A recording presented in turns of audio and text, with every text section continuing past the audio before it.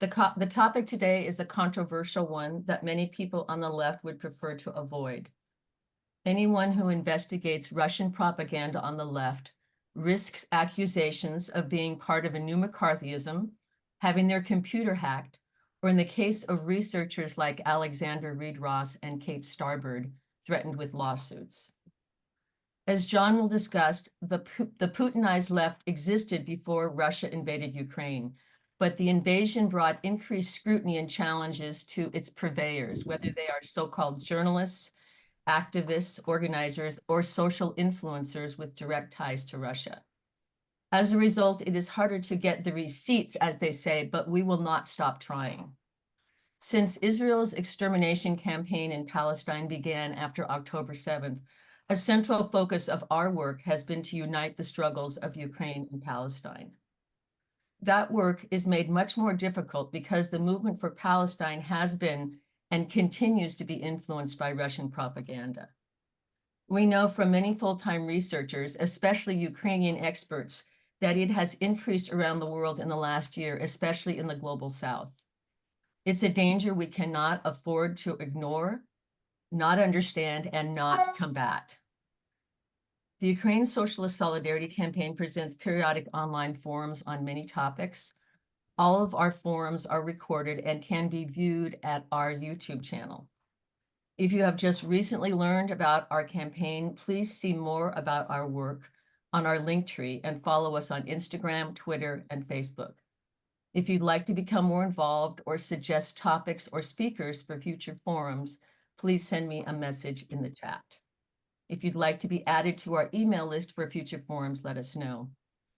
Our next forum, which we consider to be part of our Unite the Struggle series, will be in May on the environmental costs of war and genocide, Ukraine, Palestine, Syria, and Lebanon. So for the presentation today, John will give an approximately 25-minute presentation, and afterwards we hope everyone will share their views, your knowledge, and your experiences, including how we can rebuild a healthy socialist movement. A disclaimer, John has spent hours working on this presentation, but there is much that he will not have time to cover. This topic requires an entire book, or maybe more than one book. One aspect of this that will not be covered in the presentation is the left media. Hopefully that can be addressed in the discussion. So John is a retired carpenter and union activist and a lifelong socialist. He was the recording secretary for Carpenters Local 713. He was expelled from that union for fighting for the membership, in particular for his leadership of a large wildcat strike in the San Francisco Bay Area in 1999. He is also the co-chair of the Ukraine Socialist Solidarity Campaign. Thanks, Cheryl. And I just want to say, first of all, this presentation is to a great extent the product of discussions amongst several comrades in the Ukraine Socialist Solidarity Campaign. It takes the form of a slideshow. So with that, we're going to begin. Today, an enormous crisis has opened up in US and in fact in world politics. That vacuum is in part defined by the degeneration of the socialist movement, a movement that continues to decline despite the enormous discontent that exists within the working class and the youth. Part of the reason for this degeneration lies in long-term historical reasons. But I'm going to deal with a more recent phenomenon. How the left, socialist and otherwise, has allowed itself to be influenced by, and even at times supported, the fascist-connected Putin. And as an aside, I should just add, some people have asked me why I don't actually refer to Putin as an actual fascist. And the reason is, and I know there's some disagreements on that in my opinion, the Putin regime is not actually fascist. It's just connected with and influenced by and has elements of fascism within it. Putin has built a base through the Russian Orthodox Church and the ideas of what is called traditionalism. That means a return to the old so-called traditions, especially what we know in the US as family values. Central to that has been demonizing LGBTQ plus people. Putin also linked these ideas with support for a return to the old Tsarist Russian Empire. Now, in the US and elsewhere, the so-called anti-imperialist left tends to support whoever opposes US imperialism, not opposition to capitalism itself, just to US imperialism. And through this tendency, Putin has been able to ensnare much of the left in a far-right web. There are historical precedents for this, going all the way back to the German Nazi Gregor Strasser, who combined anti-capitalist rhetoric with anti-Semitism to draw Germans into the Nazi Party. That tendency was called Strasserism. While there are important differences, there are also some important similarities with what Putin and his agents and assets are doing.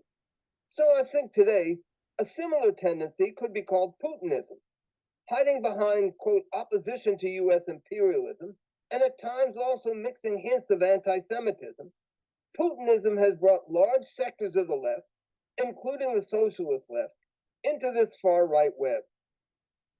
So when Putin started to intervene in Syria in 2014, the so-called anti-imperialist left in effect supported not only that intervention, but also the brutal Assad dictatorship. The so-called anti-imperialist left joined all sorts of far-right groups like the British National Party in supporting Assad. We take a break here for you to study the names and the faces of these so-called left Putinists who traveled to Syria as guests of Assad.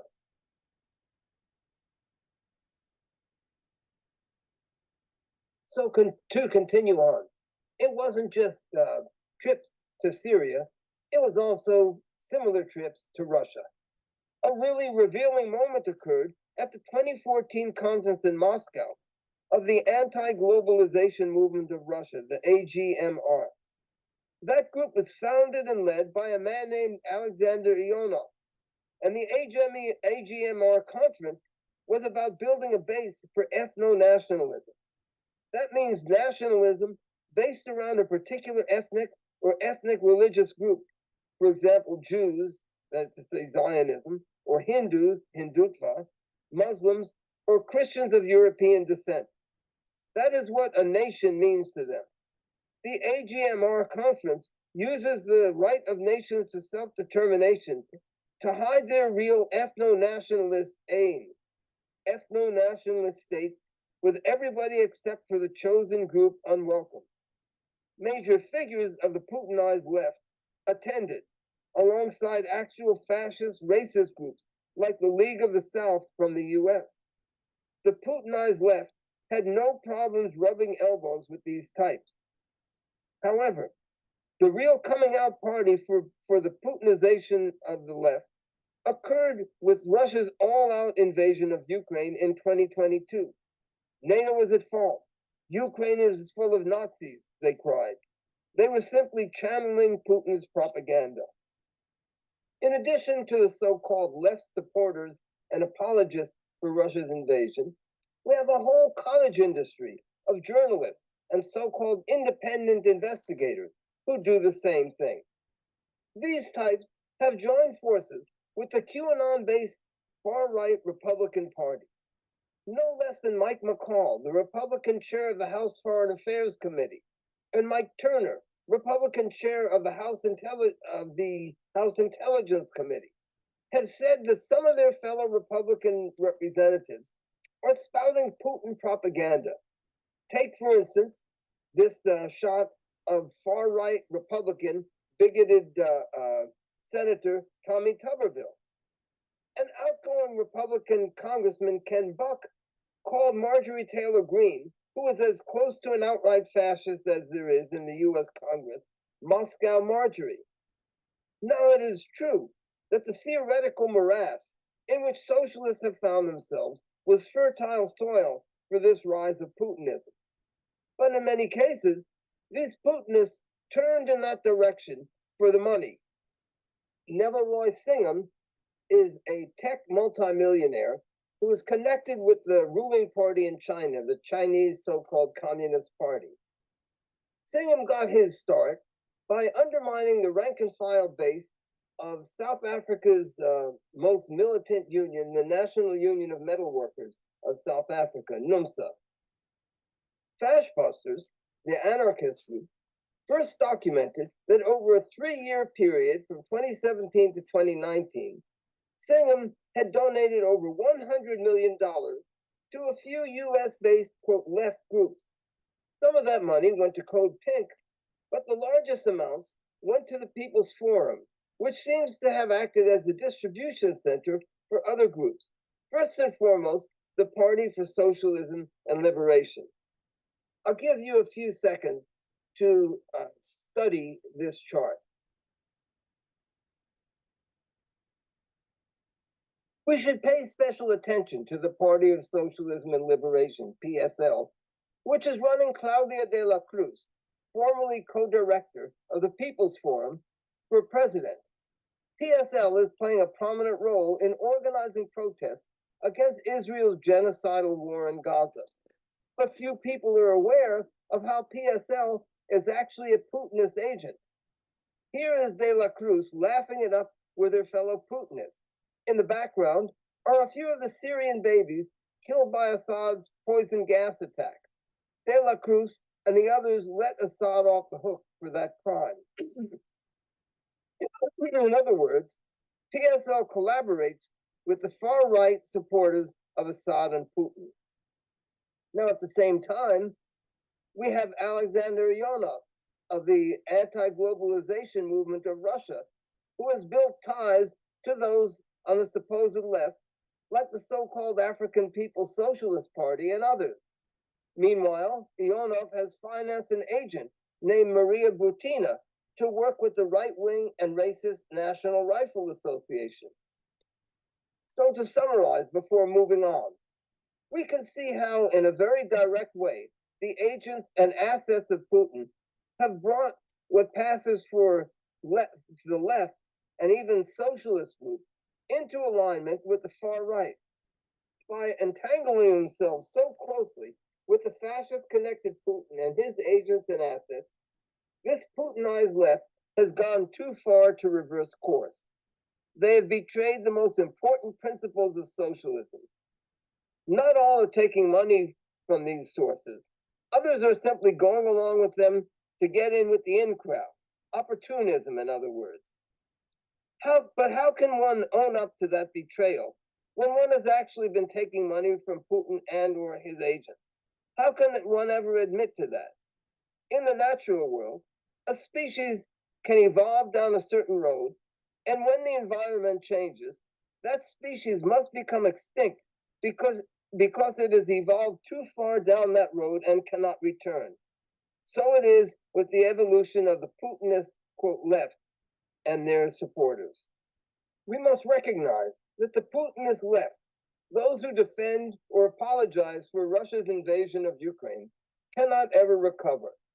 They have betrayed two central principles of socialism. The first is international working class solidarity.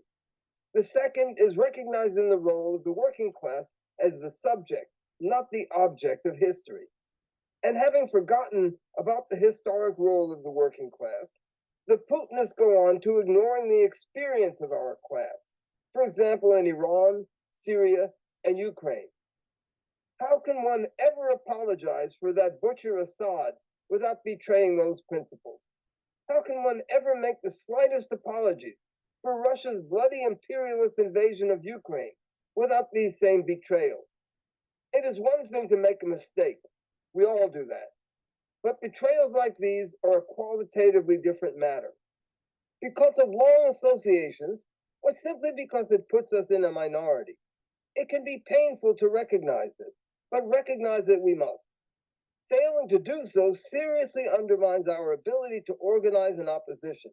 It makes it difficult to really play a role as a midwife to the birth of a new socialist movement. Those who insist on trying to retain ties with the Putinized left actually run the risk of acting as a conduit between the Putinists and a new, healthy socialist movement. They can tend to open the door for the Putin apologists to having an influence in the new movement. Reluctance to recognize that the Putin apologists cannot turn back leads to reluctance to accept the necessity of fully exposing them. I say this having seen a series of debates between defenders of Ukraine and the so-called left Putin apologists. I listened to several of these debates and tried to put myself in the position of somebody who just wanted to know more, who didn't really have a defined position. I think I would have come away pretty confused. Here, I have to give some concrete examples in order to be clear. Bill Fletcher Jr. is a prominent defender of Ukraine in the United States. He debated with the Putinist Medea Benjamin. In his debate, he called her a, quote, friend, and he emphasized how much he respected her overall. Presumably, that is because he sees Medea Benjamin as playing a positive role in the future. Now, Medea Benjamin is a supporter of the right-wing Iranian theocracy. Had that been exposed, it would have completely undermined her credibility. But Fletcher couldn't expose that if he considers her to be a friend or wants to work with her in the future. Howie Hawkins, former Green Party's 2020 presidential candidate, debated the Putinist Jill Stein and also at another time Margaret Kimberley. In those debates, Howie refused to expose their real roles. For example, while debating Kimberley, he failed to expose how she had collaborated with the fascists at the 2014 AGMR conference. Today, the anti-globalization movement of Russia, AGMR, features Ahmadinejad of Iran and Assad of Syria as honorable members and features Margaret Kimberley as a strategic partner. Howie also failed to expose how Jill Stein had associated with the fascist-connected Putin, and how when she campaigned for president in 2016, she actually supported Trump, whom she called a peace candidate. Since then, Howie has justified this failure in two ways. First, he says he opposes what he calls, quote, ad hominem attacks. But people don't think in rigid categories. When confronted with two different sets of facts, two different versions of history, people tend to just throw up their hands and conclude it's all so complicated, I don't know what to think. Maybe there's an element of truth in both sides. But if they see that one side is totally untrustworthy, that plays a major role in what they conclude. Here is an example from my own activity of why it's vital to expose the person that we're debating. I once debated a union bureaucrat in my former union about our going on a wildcat strike against a rotten contract. This bureaucrat claimed he agreed that the contract was no good, but said the strike would be a tactical mistake. He posed as our ally in order to convince us to do nothing. A whole group of rank and file members were listening, and I could see that they had become unsure about the matter. Then I pointed out that the same bureaucrat had had a chance to stand up against the contract in the first place, and he'd said nothing. That could be called an ad hominem attack, but it put the icing on the cake. The members completely rejected his argument. One could say that the bureaucrat's former silence had nothing to do with the validity of his argument, but that's not how people think. We see things as a whole. It's the same with listening to a Putinist like Medea Benjamin or Margaret Kimberley or Jill Stein. Howie explained in a moment of frankness that he didn't want to burn his bridges with Jill Stein or presumably Margaret Kimberley. But if we recognize that the Putinized left cannot play any positive role in rebuilding a left or socialist movement, one based on at least some sector of the working class, then we will not be concerned with burning our bridges with these Putinists. There is also a related issue. It is vital to link up the struggle for Gaza and Palestine with the struggle for Ukraine, and it is also natural. However, most of those who organize the pro-Palestine events do not support Ukraine, although many of the participants of those events would if it were raised. Doing so, of course, would put a speaker in conflict with the others on the podium. So what? It's important. Another Ukraine supporter, Blanca Misay, had exactly that opportunity. She spoke at this Labor for Palestine rally in Oakland. Unfortunately, she did not take advantage of this golden opportunity to make that connection. That was a major mistake, especially because, in my experience, there were many present at that rally who would have really liked that connection had it been mentioned. There are other examples, but before passing on to some other points about perspectives and program, I should also mention the issue of security. This is a very serious and very real issue for those who have family in Ukraine or Syria or Iran. How can they feel secure for those family members if they are in contact with people who have links to the Putinists? They cannot and should not. We who come from the US must not belittle this issue that can mean life and death for others. Now, where does all of this leave us? The Putinization of the left, including the socialist left, is a result of many decades of degeneration. Hopefully, it is the final stage in that degeneration. In that case, it means the decks are being cleared for a new, healthy, and working class based socialist movement to develop. Meanwhile, a huge vacuum is developed. In such circumstances, on rare occasions, a tiny group that ordinarily would be unable to actually affect events can take on a role way beyond what is usual. But that is not the normal course of events. Much more likely is that it will be developments beyond our influence or control, what are called objective developments, that will force a new movement into existence. Here are a couple of examples of such a possible crisis. There are a number of possibilities stemming from the upcoming US elections. One is that the QAnon-based Republicans could overturn the election results in a couple of states, putting Trump in the White House. Another is that they succeed in getting a victory for RFK Jr., that stalking horse for Trump, in one or two states. If that happens, then it's entirely possible that no candidate receives the majority of the votes of the Electoral College, which would make the US House of Representatives pick the next president. Since that majority of states are Republican controlled, they would automatically pick Trump. In either case, a political explosion could result, one which could get out of control of the NGOs, the union bureaucracy, and similar forces. Another possibility is this. It seems to me that Netanyahu is trying to provoke a wider war with Iran. If he succeeds, Biden will jump in with both feet. A direct war with Iran can have all sorts of global consequences. In my opinion, domestically, it would also probably seal the fate of Biden in the coming election.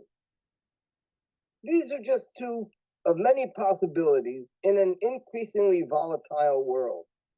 The overall point is that a new movement of, by, and for at least a sector of the working class is necessary for a wide-scale renewal of the socialist movement.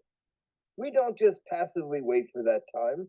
We do what we can to try to build links with the working class and working class youth. We encourage the birth of a new socialist movement.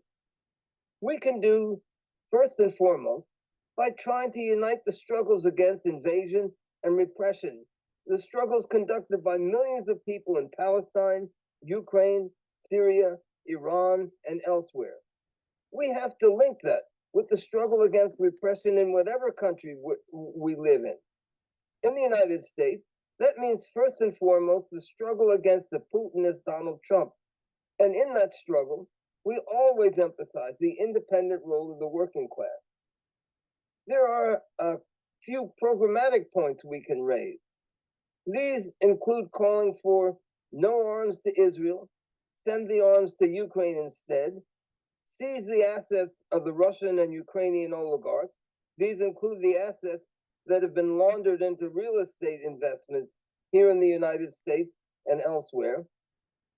Build a working class movement to stop Trump and similar figures around the world. Campaigning to unite the struggles goes hand in hand with studying both the recent and more distant history of the working class movement, including its socialist wing. That also includes, by the way, the anarchists. It goes hand in hand with struggling to understand the complex and confusing present situation.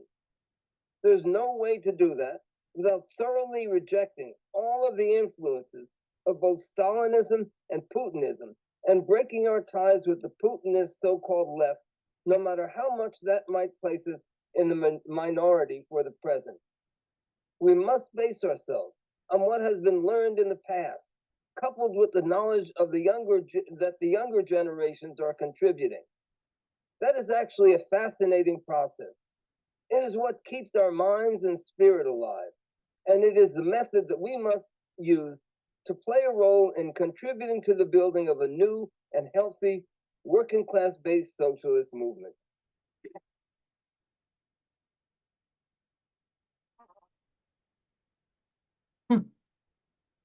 Okay.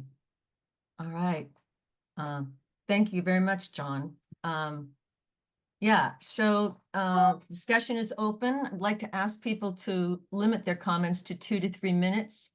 Hopefully we can have several rounds. After about 40 minutes, I want to bring John back in to make any comments while everybody is still here, but we can continue the discussion after that. So I'm assuming everybody here knows how to use the raise their hand function in Zoom, but if you don't or it doesn't work, just go, do something like that. Linda, go ahead. Hi, this is Linda Mann.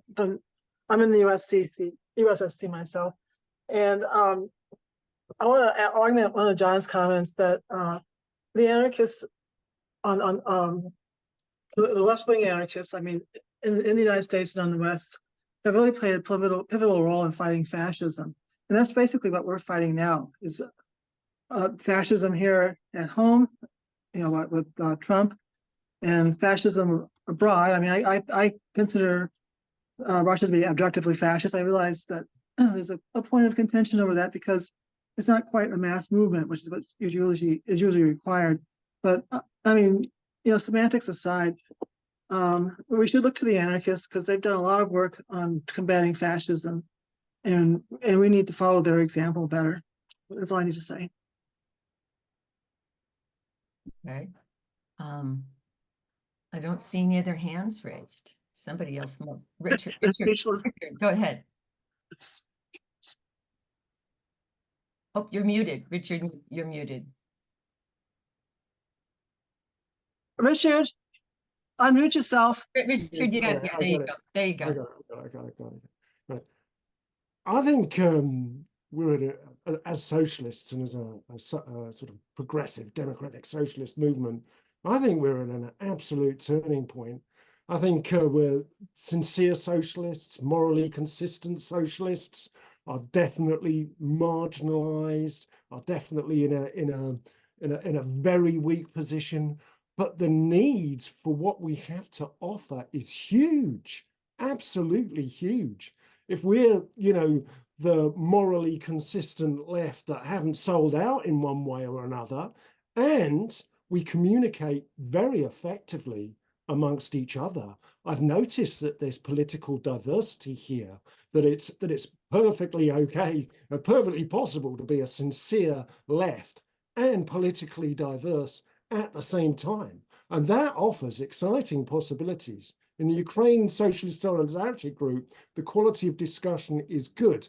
Now, I'd want to take the value of what we've got and package it and put it out there and turn it into a vehicle so that our high quality discussions become a source of political education and a way to, quite frankly, sell what we've got. So we're getting double value for our work. So, I'm keen on some kind of think tank site that pushes out what we've got. Okay.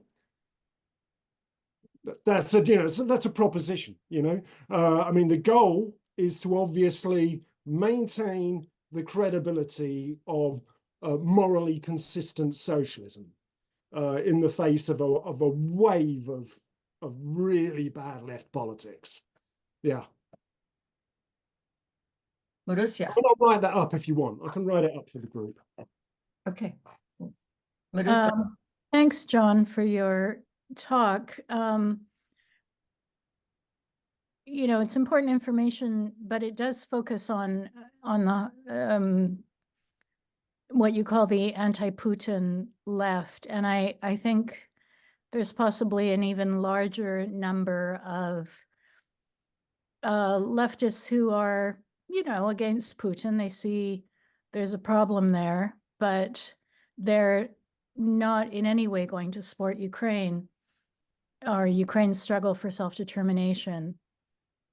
And part of that is the, you know, as one Ukraine scholar put it, Ukraine must go with Russia so NATO does not get stronger. I feel like that just sums it up in a nutshell. Part of it is also xenophobia and a kind of common sense understanding of Ukraine as primitive, which is an idea that comes out of Soviet propaganda, or, you know, being, you know, a kind of foolish diaspora engaged in food and dance. And frankly, our diaspora or organized diaspora doesn't help with that. So I don't know that I have a solution. I mean, I try to keep writing and educating. I do feel like the Palestinian movement, I mean, I've been engaged in solidarity with Palestine for, you know, probably a couple of decades. So I do feel that that is the place to start speaking to people. I feel like we have to organize locally and do what you guys are doing in the Bay Area, like go to the protests as a group and, you know, with our flags or placards or whatever, and start conversations there. But I do find myself really stuck in terms of that intransigence with, you know, even I would say my left friends, in that there's just something in their minds slightly pathetic about Ukraine. And, you know, it's a failed state. Now it's, you know, now it's pro-Israeli. I mean, people will seize on whatever comes up, like Zelensky's latest statement, and use that as the reason they're not supporting Ukraine. But I've noticed that those reasons change all the time. So, you know, that's the chink in the armor. Maybe it just, you know, maybe Ukraine just needs to look cooler. I think there's also a kind of, you know, there's a certain sort of fashion around what struggles get supported and which don't. Yeah, I don't have any sort of recommendations except for the need for local organizing and education. Talmadge.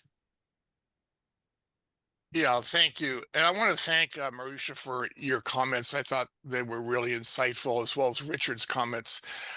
People that know me in USSC know that I'm a retired professor of sociology from Loyola University in Chicago. And I just wanted to introduce myself to that because I wanted to explain what I think is part of the problem that John didn't address, but I think it's really critical for this. When this war conflict started, well, I should say not started, but when the invasion happened in 2022, I immediately went to what I thought at that time was a viable source, which was John Mersheimer's work at University of Chicago, which was a global strategic analysis, an abstract analysis of these national tendencies built around the idea that nations have separate spheres of influence, which many of you have known about. That's also precisely what Putin's position is as well, as it was for Henry Kissinger and others. And for that reason, when the invasion happened, I was somewhat like, well, okay, so what? Why should I be caring about this? And then I was informed by one of my graduate students in Chicago who was heavily involved in the Ukrainian community. And she says, what the hell are you doing? You know, you're a liberal professor. Why are you doing this? And so I felt totally embarrassed. And I realized I didn't know anything about Ukraine. I knew nothing about Ukraine. All I knew was this abstract geostrategic analysis that had nothing to do with the bodies dropping on the ground. So I began a book study group on Ukraine. I began to look at Timothy Snyder's lectures on YouTube from Yale University and educate myself about the history of Ukraine, the history of the Soviet Union, the history of the Russian Republic. And what I came away with was thinking like how not only ignorant I was, but how ignorant everybody around me was, including my comrades. And so I got into a vicious fight with a dear friend I've known for 40 years, who's a historian in Turkey, and who basically said, well, we can agree to disagree because he bought Code Pink's argument. And this is somebody who's not a right winger. He's not like a centrist. He is on the left, but he's also, you know, he admitted it. I'm ignorant. I don't know what's going on over there. And so I think part of the problem here is the lack of education among the left. It's not just ideological pro-Putin. It's just they just do not know, partly because of American exceptionalism, that somehow if we don't read and understand about other cultures, that's okay because we're the top dog in the fight.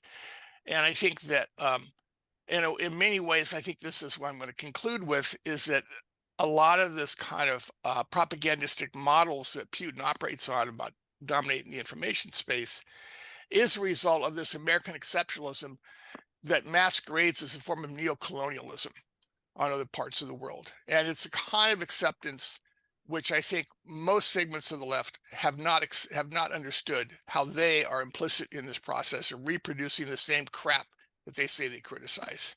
So I'll leave it at there. Nikolai. So I wanted to address specifically the topic of Ukrainian and Palestinian solidarity and how that feeds into this broader topic that we are discussing. So I'm I'm lifelong anti-Zionist Jew, and I have been involved in a lot of pro-Palestinian organizing. And something that I have noticed when I show up in these spaces and when I speak is that I also speak about Ukraine, and I also speak about my perspective from that point of view. And I speak about the connection in terms of like liberatory struggle and Russian imperialism in Ukraine.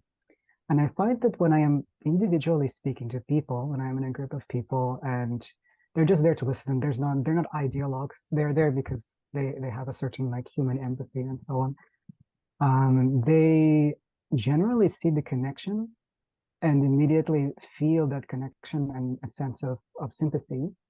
And they immediately start to want to learn more. And I see this happen over and over again, especially in recent times. But then on the other side of it, I see people who seemingly are in the lead in these movements or who are given the mic, who do not see that connection, do not make that connection, and are even actually quite offended when the connection is made or just want to push it away as much as possible. And I'm not quite sure how to resolve this problem other than that there seems to be this very clear disconnect. And I can only hope that continuing to, for people who are from Ukraine or who are, I guess, in solidarity with Ukraine, to show up and to actually voice that perspective is continually pushing the dialogue forward so that it cannot be ignored and shoved away, maybe by the majority of people who are holding the mic. So I don't know if anybody else has some solutions around this topic that they have attempted. I've also seen a similar thing, by the way, because I've been involved in a lot of queer activism. I'm also transgender. I've seen a similar thing where when I actually talk about the topic, people around me will listen and they will be sympathetic. But then someone who is in a leadership position, who has the mic, it doesn't care and does not want to talk about it. So yeah, I would really like to hear maybe other people's perspectives on this, or if you have other solutions to push back on it. I'm gonna call on myself, and John, will you time me so that I don't have to pay attention to the time myself? Yes, okay. Okay, I want to talk a little bit about the role of, I guess we'll call it the left media. I think that there is, well, there is a left media that I think we can say is well established as being a direct conduit for Russian propaganda. I would say The Nation is in that category, but there are others as well. RT News, which absolutely, you know, it tries to considers the left part of its market. But I think that one of the biggest problems is left out media outlets that try to have it both ways. They periodically publish something that supports Ukraine. Most of the time they don't. Several examples of that are, hold on a second here. Democracy Now!, Jacobin, Counterpunch, and Pacifica Radio. There are others, but so, and I believe they are playing a really spreading much confusion amongst the left. And I also think that, so we started this campaign in March of 2022 after the Russian invasion, and I knew nothing about Russian propaganda, about the role that it was playing on the left. I have learned so much in that time period. And what I've noticed as I've gotten better about seeing, you know, it's evolving. It's evolving to become more sophisticated and more subtle. And a recent example of this was in the April issue of The Nation magazine. There's an article written by Katrina vanden Heuvel herself, who is longtime connections with Russia, and her deceased husband, Stephen Cohen. And it's about the Moscow terrorist attacks. And if you didn't know anything about Russian propaganda, you might read it and go, you know, she supports Ukraine, but hold on a second, I've got my notes. After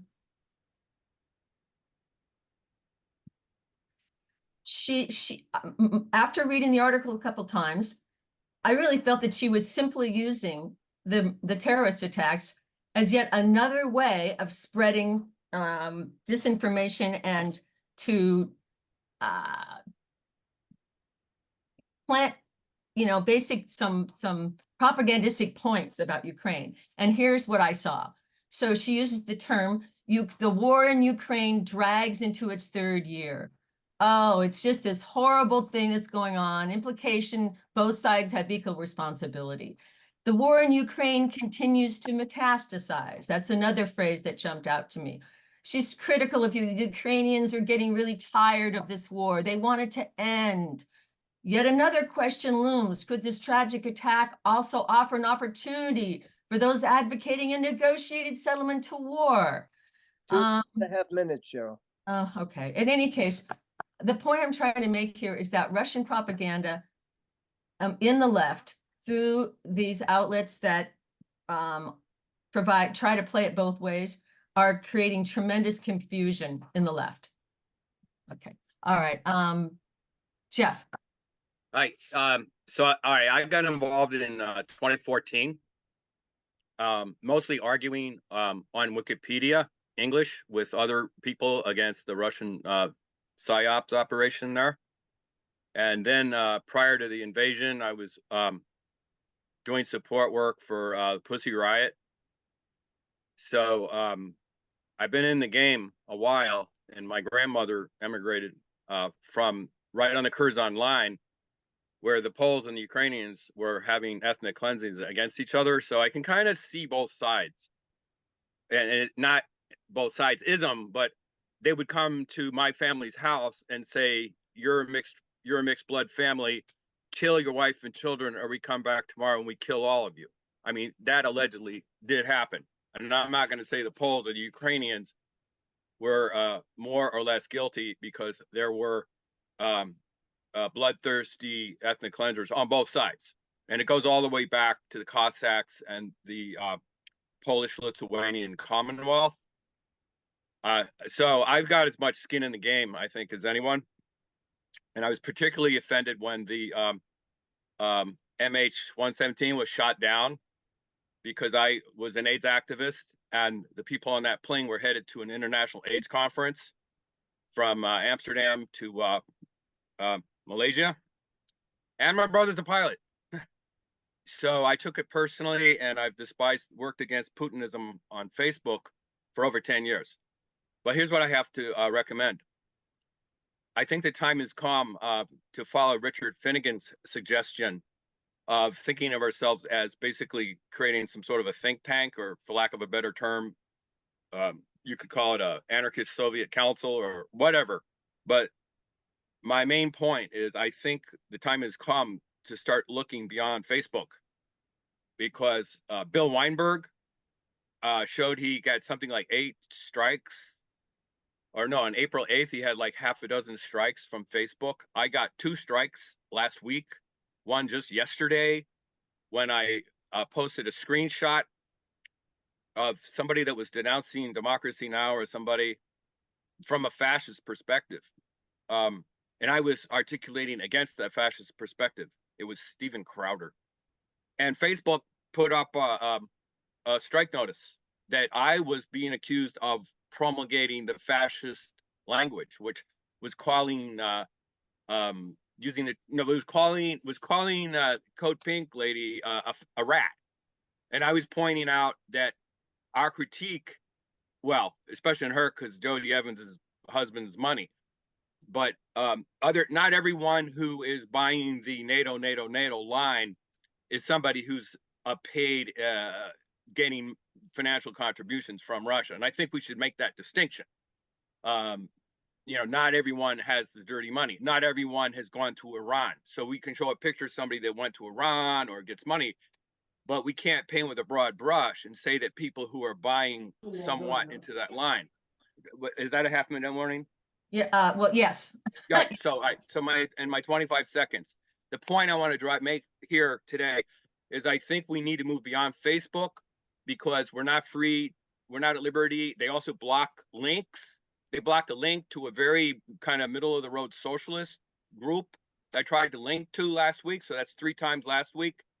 And so we're not free. We cannot trust Mark Zuckerberg to supervise our discussion. So we need to find another venue, whether it be Mastodon or maybe USSC can purchase a blog site and have her own blog. And that is my main point. Okay, Rachel. Okay, well, there's a few things that came to mind. Well, let's see where to. Okay, stop rambling. Okay, well, I guess one thing that struck me from a while, just even reading John's piece before, is my concern about siloing, and like where do you draw the line of who is beyond, where is the point of no return, is one thing. And another, actually, I more further on responding to Nikolai about a real challenge in, what do you call it? Well, in like the Unite the Struggle about dealing with the connection between Russia, Ukraine, and Israel and Palestine is how much, well, to the extent to which the Kremlin has really successfully created its own narrative about support for Palestinians, even if it's just window dressing, whereas the liberal opposition, which, I mean, I don't know the numbers and I don't want to sound strange, but there are a number of Jewish activists with old-time connections to Israel, that a lot of people who left after the special military operation and didn't have tons of money and tons of citizenship, like bought citizenship to other places, a lot of them have fled to Israel. And so people that are supporting Palestine will look at them and say, like, okay, but the people that are against Putin, whether it's Russian liberals, I guess that's kind of not the whole opposition, but certainly a lot of the people who have the strongest, loudest mouthpieces and so forth, as well as Ukrainians. I could say, even, again, it's not even necessarily a Jewish thing, it's just of a post-Soviet connection of Zelensky. I mean, as you remember, if you always see from a decade ago, Zelensky and Maxim Galkin dancing on stage at a Kremlin New Year's event, and Galkin, and who is Alla Pugachova's much younger husband. She's basically like a mix between Madonna and Barbara Streisand in Russia, and they have fled to Israel. You know, a lot of Zelensky's doesn't really necessarily understand. He doesn't necessarily understand anti-Zionism. I don't, but I guess a lot of the challenge is just countering that in a Unite the Struggles effort is kind of countering that those lines, and or not even, or just addressing them is kind of a part of the challenge. So I'll stick with that point. I could go into a million things going on, but yeah, about trying to address that narrative, I guess, if anyone wants to take that. Tom Dale. Hi, thank you. So I wanted to respond to I think somebody said in the text chat about the idea of going on demos with others who have kind of our point of view, I'd say. And I just wanted to really encourage people to do that with a small group of others. I've been doing that in London on the Gaza demos. We've taken the Ukraine flag, like a banner saying like from Palestine to Ukraine, like liberation is our aim, or like you know, variations on that sort of theme, and getting like a really positive response. And I wanted to suggest that if this campaign is a sort of kind of international sort of organizing hub wants to augment that, then maybe one thing to do would be to think about producing like a bulletin, which is like something that could be like handed out, and just to sort of really encourage people to kind of get out there, make connections, and like, you know, just have a way to start conversations with other people on demos and raise these sorts of issues, and make it not just about Palestine and Ukraine either, right? I mean, I think there would have been times where it would have been appropriate to talk about Artsakh. Like, you know, it could be appropriate to say something about Sudan. The point is to sort of like promote like a genuine internationalism, right? That you know, takes all these struggles seriously and all these situations seriously. Which is not to say that there aren't sometimes tensions, right? Because obviously, for example, like, you know, Ukraine is intervening in Sudan, not in a particularly massive way, right? But like that, these sorts of tensions need to be worked through. A couple of people, I think Richard and a more recent speaker, have talked about the idea of a think tank. I don't know if the think tank is the right idea as such, but I do think you're thinking in the right direction in terms of we need to build institutions, right? The like Tanki Campus Left has institutions like publications which have been running for decades, things like the New Left Review, Socialist Register, which promote and perpetuate ideas which run really deep, which have informed people's sort of ideological formation for their entire lives. And we don't really have anything, despite the fact that although we're a minority, we're not a minority, as much of a minority as you would think from looking at the left media sphere or left institutions.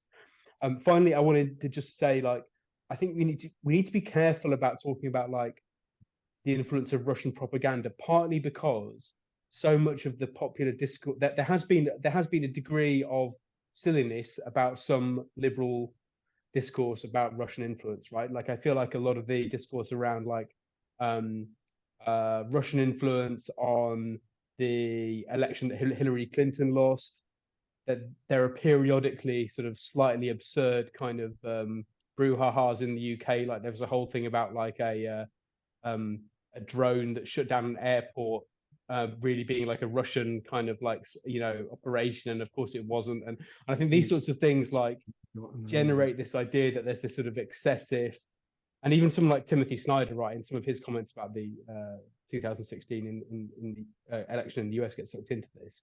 So I think we need to be like quite careful and judicious about what we're saying is Russian influence. I think when we can point to facts about particular people, about, you know, like particular trips they've taken, that's good and that's important and we should do it. But also, like, we need to like take ideas seriously as they're expressed by people. Like, not all realists are specifically under the sway of Russian propaganda, right? Like, realism is a sort of centuries-old intellectual tradition, and people really do believe these things. They're not sort of merely saying them as a sort of like dishonest cover to like, get a, to cover for Putin. Well, I mean, in some cases they might be right, but in other cases, at least, they're not. So I think, I think we should just be careful about like who exactly we're accusing of what, and taking their ideas seriously. Yeah, thank you. Thomas. Thank you. I have a disclaimer for people who weren't there in the beginning. This is the first time I'm here, and this is the first time that I learn about the actual people behind the movement that I've been following on Instagram for a while because I happen to like their posts. I did decide to speak up anyway because I was encouraged by Nikolai Melamed by your post, by your speaking up, and I was encouraged because I see Teresa Handel, who I'm following on Twitter. So it's nice to see another Central Eastern European presence here. Hi, Teresa. Shout out to you. Thanks for the good work. Please keep it up. I love your posts. And maybe that's exactly a good point to go. I realized that I made a mistake when I read the name. I was under the supposition that this was actually a space by socialists from Ukraine, that I was going to enter a socialist space of Ukrainians who actually got together. And that was exactly because I had the frustration that when I spoke with the few colleagues that I have in Ukraine, they are still in their own narrative very much, which is very pro-Israel. And I couldn't make them understand that Palestinians, in my understanding, fight the same decolonial, intersectional fight against a monolithic, one-party, one-person autocratic madness as any Palestinian and anywhere else. So then I would immediately come to the things like intersectionality, decolonizing, and since I understand most of you are on Turtle Island, I mean, there's plenty of movements on Turtle Island that I'm sure will be more than pleased to get an olive branch out and say, hey, we get what decolonization means for you, and we get that there is something about oppression. And to take up that narrative and say, this is a narrative, I mean, it could lead much further indeed. Maybe one good example are activists from Taiwan, who at some point made a statement where they said, we understand that some people in Ukraine don't know about Taiwan, don't care about Taiwan, and they will never have enough energy to think about Taiwan. We understand that, but we still think that they deserve to be heard, and we still think that they should be taken seriously. So this kind of selfless, going beyond any kind of national narrative of you're from there, I'm from here. I mean, let's not forget, if we talk about intersectionality, people like Harry Hay, who founded the Radical Ferries, was kicked out of the many socialist movements because he was found to be degenerate, because he was a homosexual and he wouldn't shut up about it. There are plenty of liberations that we can go for here, and if that's challenging, so be it. But I mean, hey, we're in the 21st century, so why not make the move and go beyond degenerate movements and say, what's alive today, and what's intersectional today, and what's decolonization today? And if we say that this is a decolonization, and there are Ukrainians who understand that this is about decolonization, they understand at some point that Palestinians are doing the same thing, people in Sudan are doing the same thing, definitely people in Taiwan are trying to fight against the very same kind of pushover, then maybe there can be a lot more connections beyond our 20th century understanding than 20th century narratives. Like, personally, I find Mearsheimer to be such a intellectual lightweight that I just can't take him seriously anymore because of this hegemonical, one for all, one size fits all thinking, which is just absolutely untenable and unsustainable. I'm probably way over my time. Thank you for listening so patiently. There are no more hands raised in this moment. So I'd like to encourage those who haven't. Oh, okay. Jovian. Nice to see you. You need to unmute, please. Hi there. Thanks for taking my hand. And I'm sorry that I came so late to the meeting today. I just wanted to share with folks here, and I attended a few months back, and I read some of John Ryman's blog posts on Oakland solidarity, and thank you for that, for sharing that with me, really enriching. I just wanted to share something that I'm doing that I hope is helpful, and I'm just curious to see what kind of conversation it generates, very much in line with some of the comments that Thomas was just making a moment ago as well. So I'm an American, but I live in Canada, and I'm South Asian in my ethnicity and my background. I'm from all over the place, and I have nothing but solidarity and love for the people in Ukraine who are fighting against Russia and against Putin. And that's been that case ever since the war started. But in the last couple of weeks, I've also seen a number of articles about South Asian young men who've been unscrupulously brought to Ukraine by labor contractors that are being now sent to the front line, and they're trying to escape from the war. They're being forced to fight on behalf of Russia right now. So there've been articles about them in The Guardian. So it just goes to show that this is truly a global war that's drawing in lots of different factions around the world. And I just also would add real quick, I have been doing some research and working on a project which I'm going to actually be completing today, and I'd be happy to share it with people in the group. I'm writing a paper about how basically the intellectual work of a person I'm sure many of you are familiar with, John Mearsheimer, has led to a kind of normalization of power politics that goes beyond simply what leaders of countries believe, but even normalizing it to the level of this is what an individual person should believe if they want to think properly about international relations. And I've been reading through some of his work on Ukraine, but also some of his theoretical work that he's written in the last few years. He has a book called Liberal Delusions that I've been working my way through. And essentially what these folks say is that might makes right, in a crude way of putting it. That's what they say. They say that any other interceding human emotions are irrelevant. And as a person who is not white, but who's always lived in white countries my whole life, certainly I believe strongly in liberal democracy and individual freedom that's protected by liberal constitutional structures. And obviously Russia is a terrible case of very much the opposite of that. And we see this backlash against liberalism, which is not perfect, obviously. It needs to be more to the left, I'd say. But we see this backlash against liberalism that's becoming more and more normalized as like a common way of thinking for the average person around the world. And Mearsheimer, as I'm sure you know, very popular. He's on YouTube all the time at this point.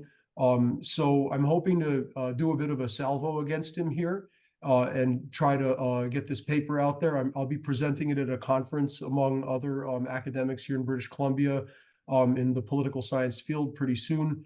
And if there's ways that I can distill those arguments, if that's useful, I can send them out to people in this community, and maybe we can develop some good talking points to counter the so-called quote unquote realism of John Mearsheimer.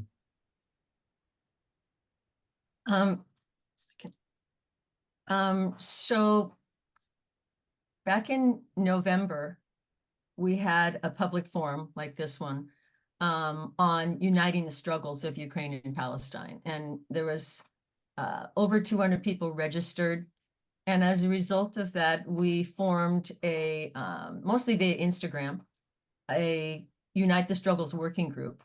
And we haven't really had a chance to reconvene it, unfortunately, because, well, we have a lot of meetings. Those meetings were on Saturdays. But I wanted to make everyone here aware of it, that we will be meeting again soon. There's a lot of opportunities for creativity and different ways that we can go about uniting these struggles and having these same conversations that we're having here. So I wanted to just announce that. I'm going to put the link to our link tree again in the chat in a moment so everybody can see there's a lot there. Since our founding, we've published a lot of materials and had a whole number of campaigns, way too many to describe here. So Nina, you've got your hands raised. Go ahead. I just wanted to make another comment about Mearsheimer, because I've also lately started hearing him. And what is strange there is that he gives Putin the right to invade Ukraine because that's his sphere of influence. but he seems, strangely enough, to not give that right to Israel, which I mean, not that I think he should, but it seems very inconsistent because in that case, he should be supporting Israel. And if he has enough, brain power to see that that's wrong, or not brain power, but moral, kind of a moral stance on what's going on, then why these opposing views? And I wonder if that can be somehow, pointed out as people are, working on these topics.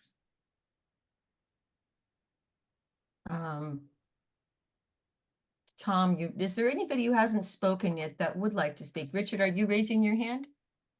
No. Okay, he's talking to someone else. We can't hear you, Richard. You are muted if you wanted to say something. Okay, well then I think, oh, Teresa, go ahead. Yeah, someone else have a go, yeah. Yeah. Hi, can you hear me? Yes.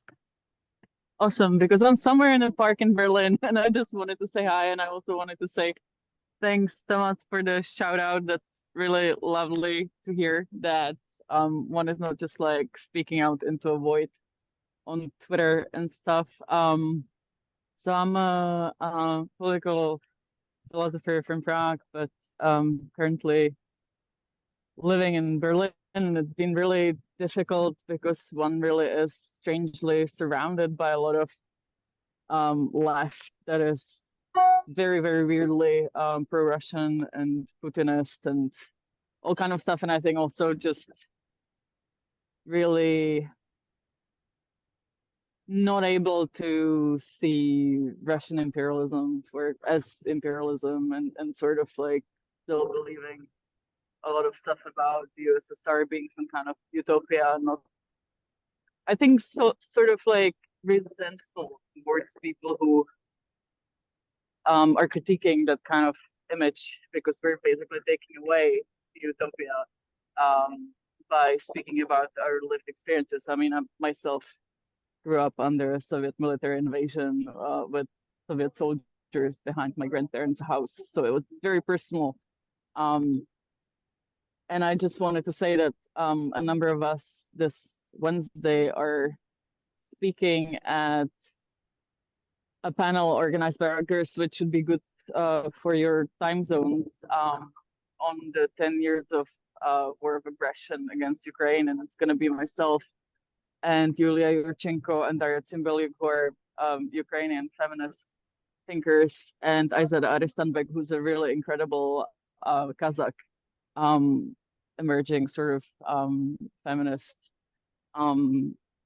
scholar. So I hope that on my phone I will manage to post the link into the chat, and please join us. It's hybrid, so come over. And I'm just glad I heard you all today, because it's like really amazing that there are people in North America who I can actually align with almost more than people in Berlin. So it was healing. Thanks. Bye. I'm going to, yeah, so today, so yeah, if you please post that in the chat, and if you don't succeed, send me your email or post your email if you can, and then you can send it to us, and we want to spread that the news on that event, post that around. So I'm going to bring John back in to make some sort of, I don't know, not concluding comments, because we can continue if people would like to, but there's two more hands. Okay, hold on a second, John. Teresa, your hand is still raised. Did you want to come back in, or? No. Okay, is that Michael? MM? Yeah. Hey, no, this is Megan. Hi, you guys. My name's Megan. I collaborate with Ukraine Socialist Solidarity Campaign pretty regularly. Just wanted to thank John for all of his work on this, and really excited to see everybody who's here today. It's like Teresa said, like really healing to see all the folks. So I wanted to raise a couple of things, and maybe some will be in response. We'll see how this goes.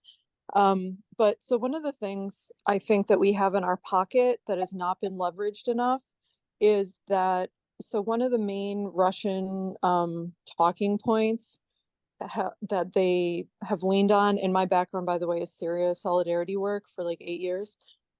is no US intervention, right? Like that's like one of their favorite lines.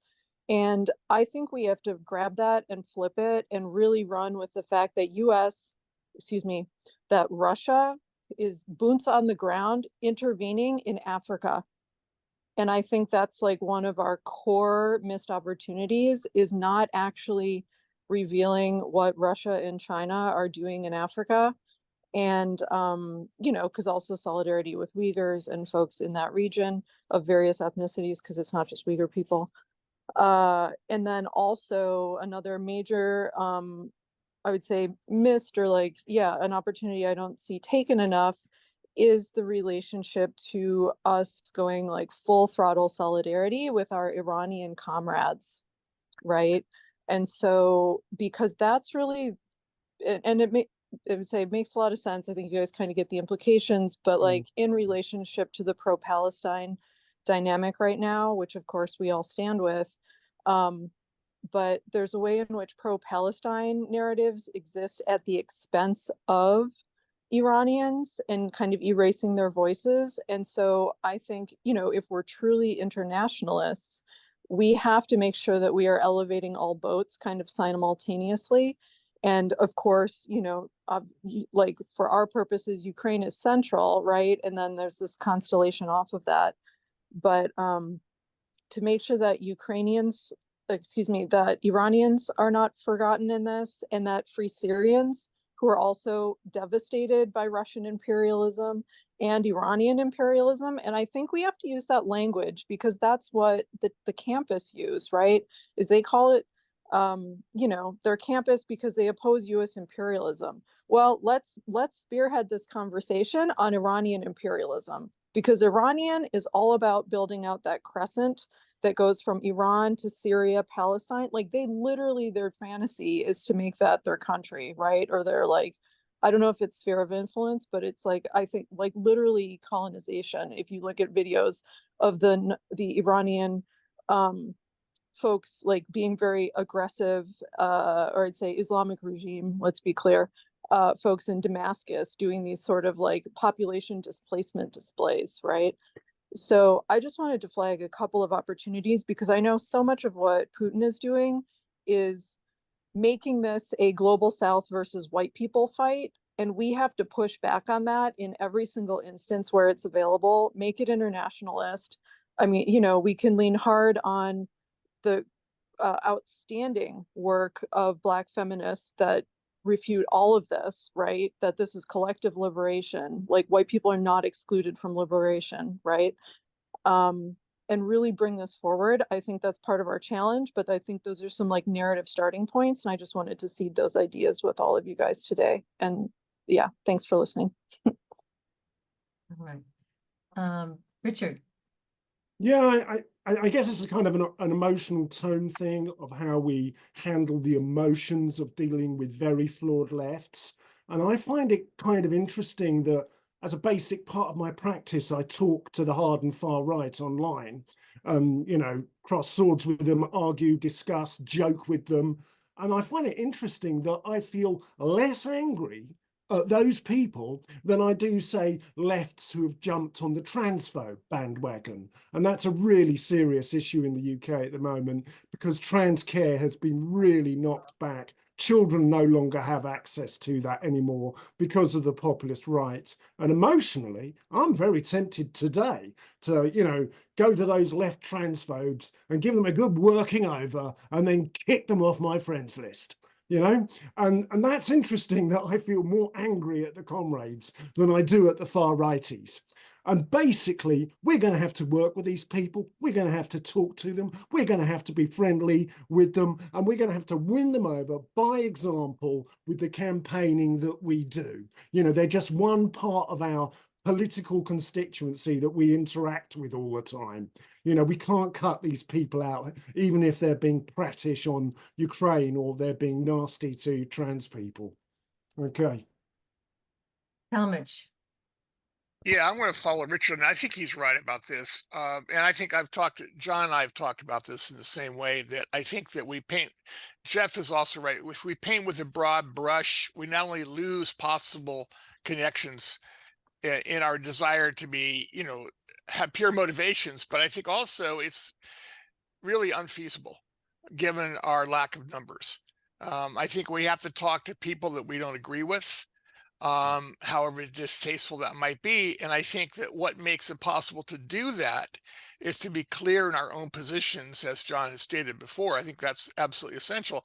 And by clarity, what I'm talking about here is and I think this is where I really, really like Megan's perspective on this, and she knows this as well, is this idea of true international liberatory movement that takes the kind of traditional notion of socialism and runs with it on a much larger basis, embracing things like global climate change issues, like issue of fighting for trans people, fighting for gays and lesbians, fighting for women. The whole panoply that Karl Marx would argue is the whole point of why we exist, which is to struggle for a global international movement of justice, of equality.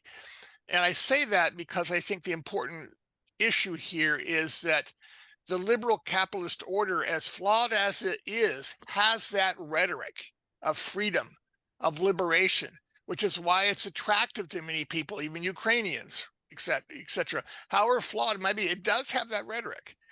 And what I see happening with Putin is the mobilization of the opposite of that in terms of traditional thinking, of going back to the church, a divide and conquer, of splitting people away, versus embracing in an Enlightenment fashion the possibility of world reason on a global basis in which everybody becomes free in this process.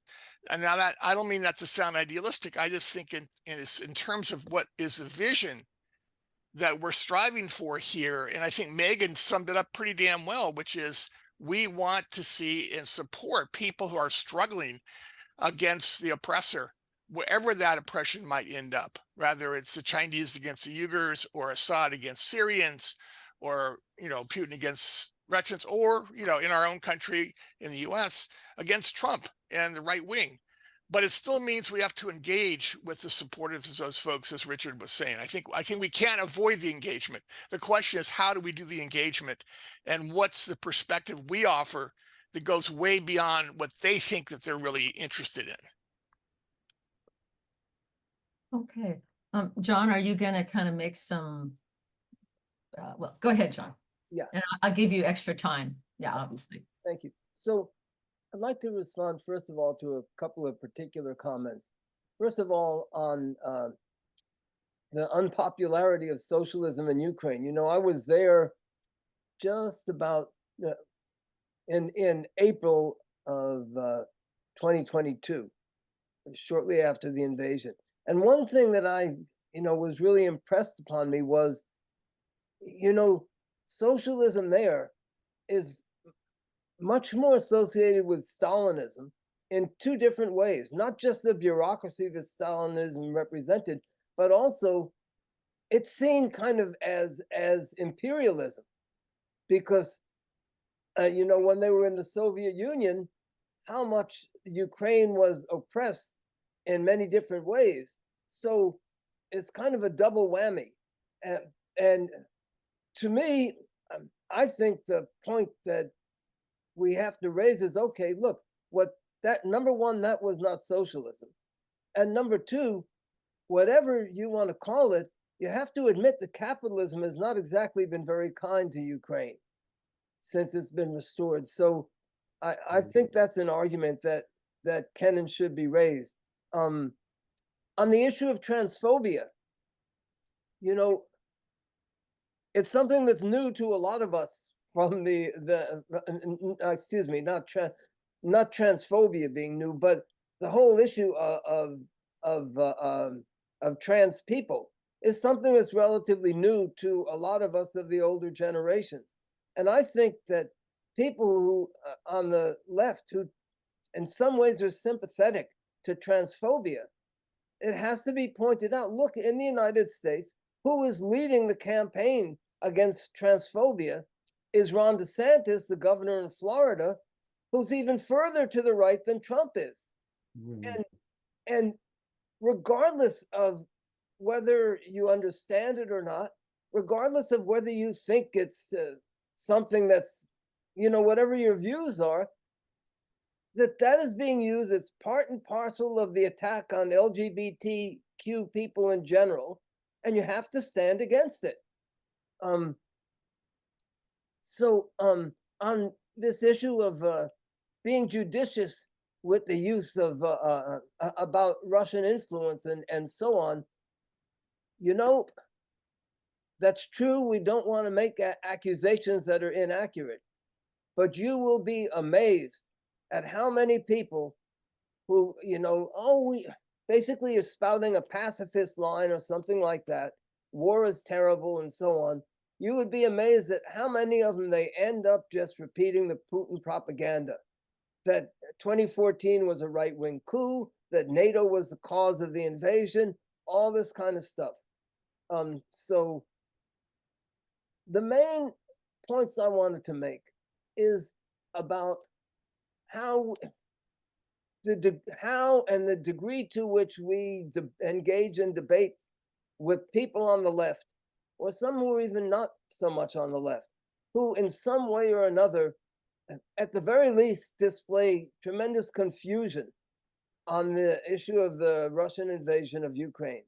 And more than just confusion, in most cases, in some way or another, at the very, very least, they put forward a position that would amount to complete Russian victory in that invasion. That is, the US should step out, no US arms to Ukraine, and we have to point that out.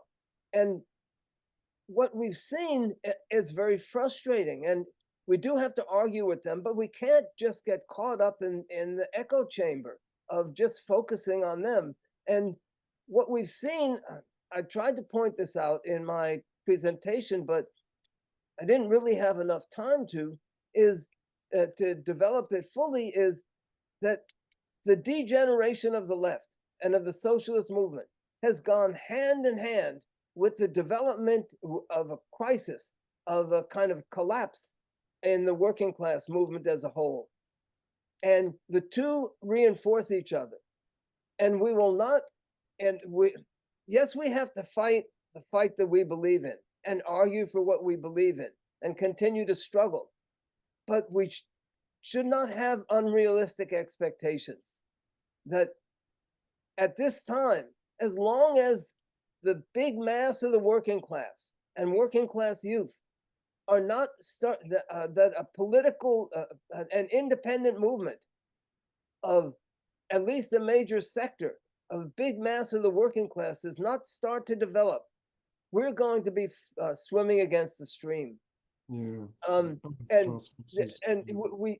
we have to, we can't have unrealistic expectations about that. Now, how can things change? And I'd like to give an example from my own experience, just from a completely different type of experience. A few years ago, there was a rebellion within the Carpenters Union up in and around Seattle, and I went up there. Now, in construction there, the great majority of the construction workers are white, and most of those carpenters were Trump supporters. But while they were engaged in the struggle against the coalition of their union leadership and the contractors, while they were engaged in that struggle, you could see it, that all the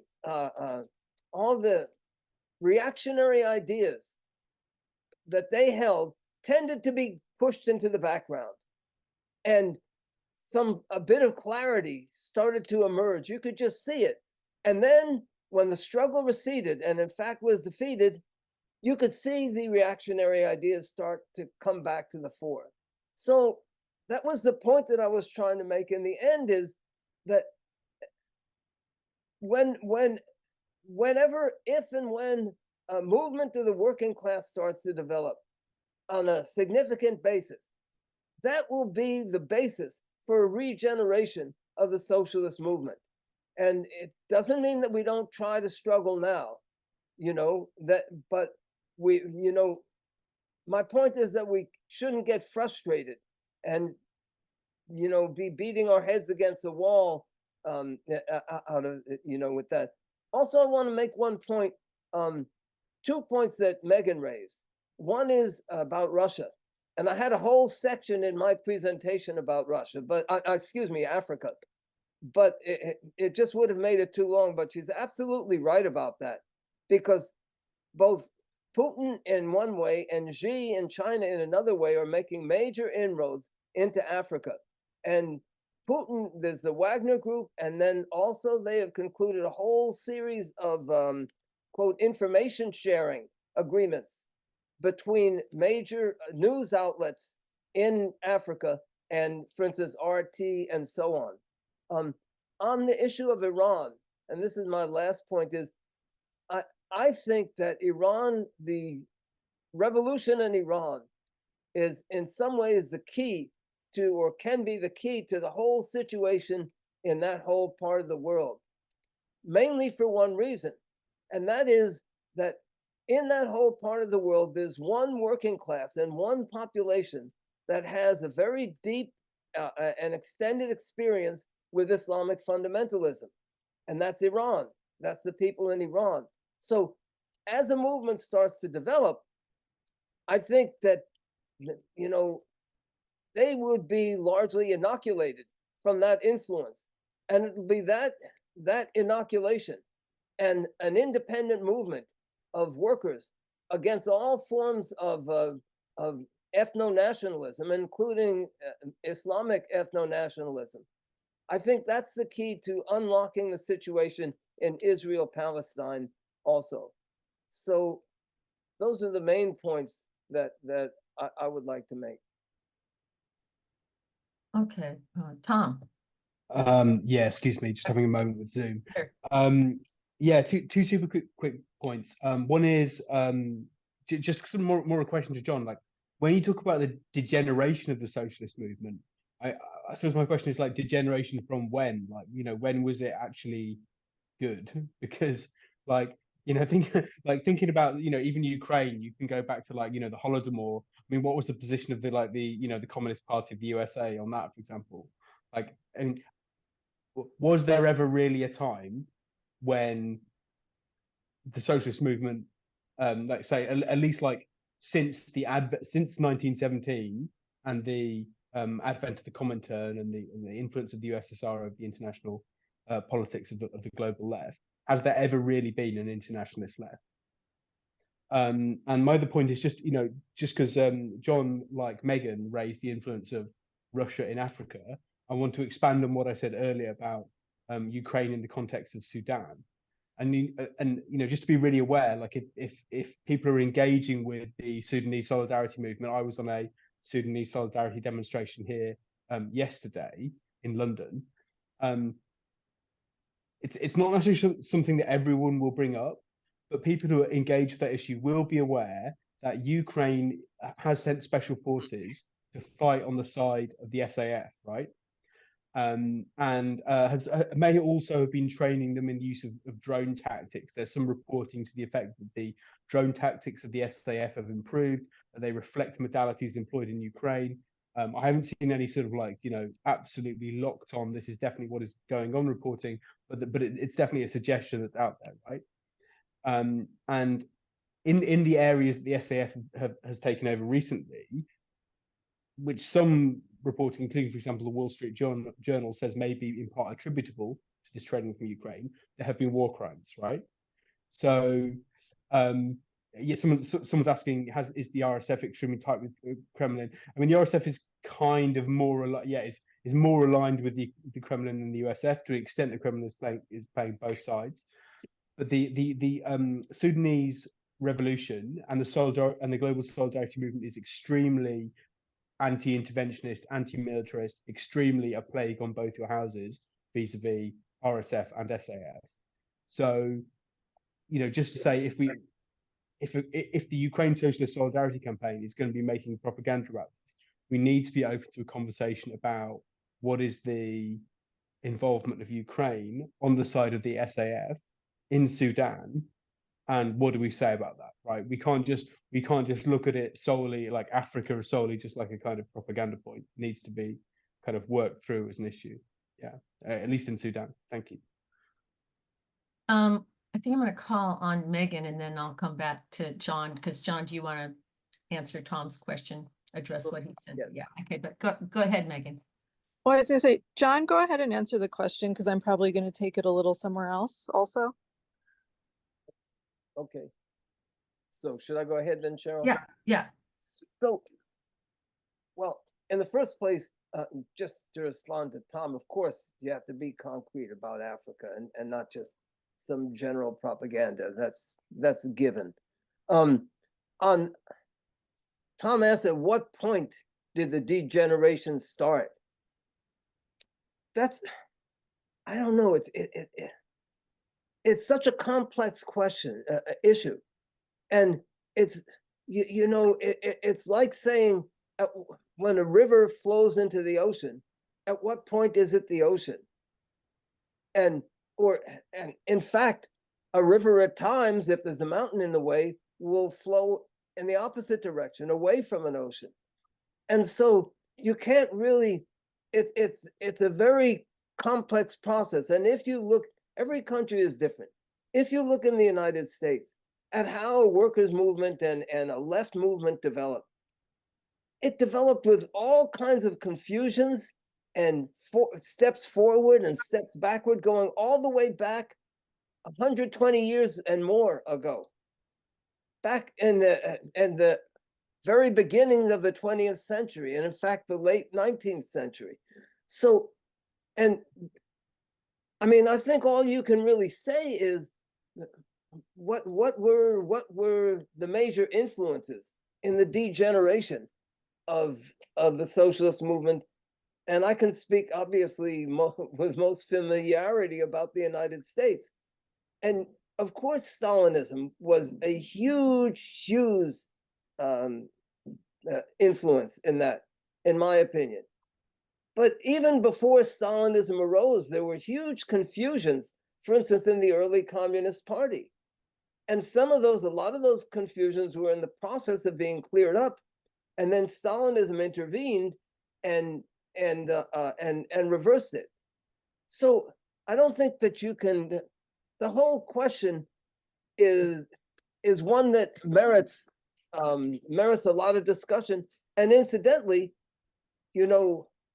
all sets of ideas are a reflection of the time, and Marx, in a lot of ways, provided the foundation, at least for myself, for our ideas. But he himself, in my opinion, was not completely clear on the long-term historical role of imperialism, because he hadn't seen it fully developed. So there's huge steps forward and confusions all mixed in together, and that in itself merits a whole long discussion.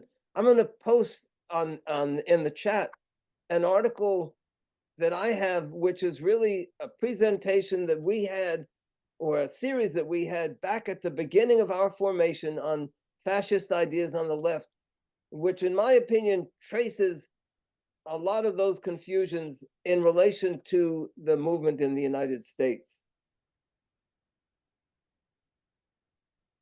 Okay. John, are you done? Yes. Yeah, so I'm actually going so Tom, is your hand raised again? I'm going to call on other people first, but I just wanted to, see if you want to come in. Okay. Megan and then Linda. Yeah, thanks. So, so I completely agree with Tom, and John also reinforced that, right? Is like our conversation around Africa, and if we're specifically talking about Sudan, in all of this, of course, it's critical to center the people who are the victims, right? And to follow their leadership, and to have discussions and work in solidarity in ways that when there's confusion that reflects a campist or a Putinized propaganda point of view, that's where we can show up, right? And bring in some political principles and clarity. And in particular, I guess I was thinking with the Sudan situation is, obviously what the Sudanese protesters have going on, that's 1,000% correct and should be constantly uplifted, is their opposition to what is it? I'm not sure if they 100% use this language, but to capitalism, right? Like they're actually taking the internationalist position that is on a kind of on a class basis, right? They're saying we oppose these leaders on the basis of being the capitalist class. And so we can dig into the way in which Ukraine is involved, Ukraine and and Russia. And so I think it's an opportunity for us to bring in actually more socialist values rather than shy away from it. So I hope that we can bear that in mind.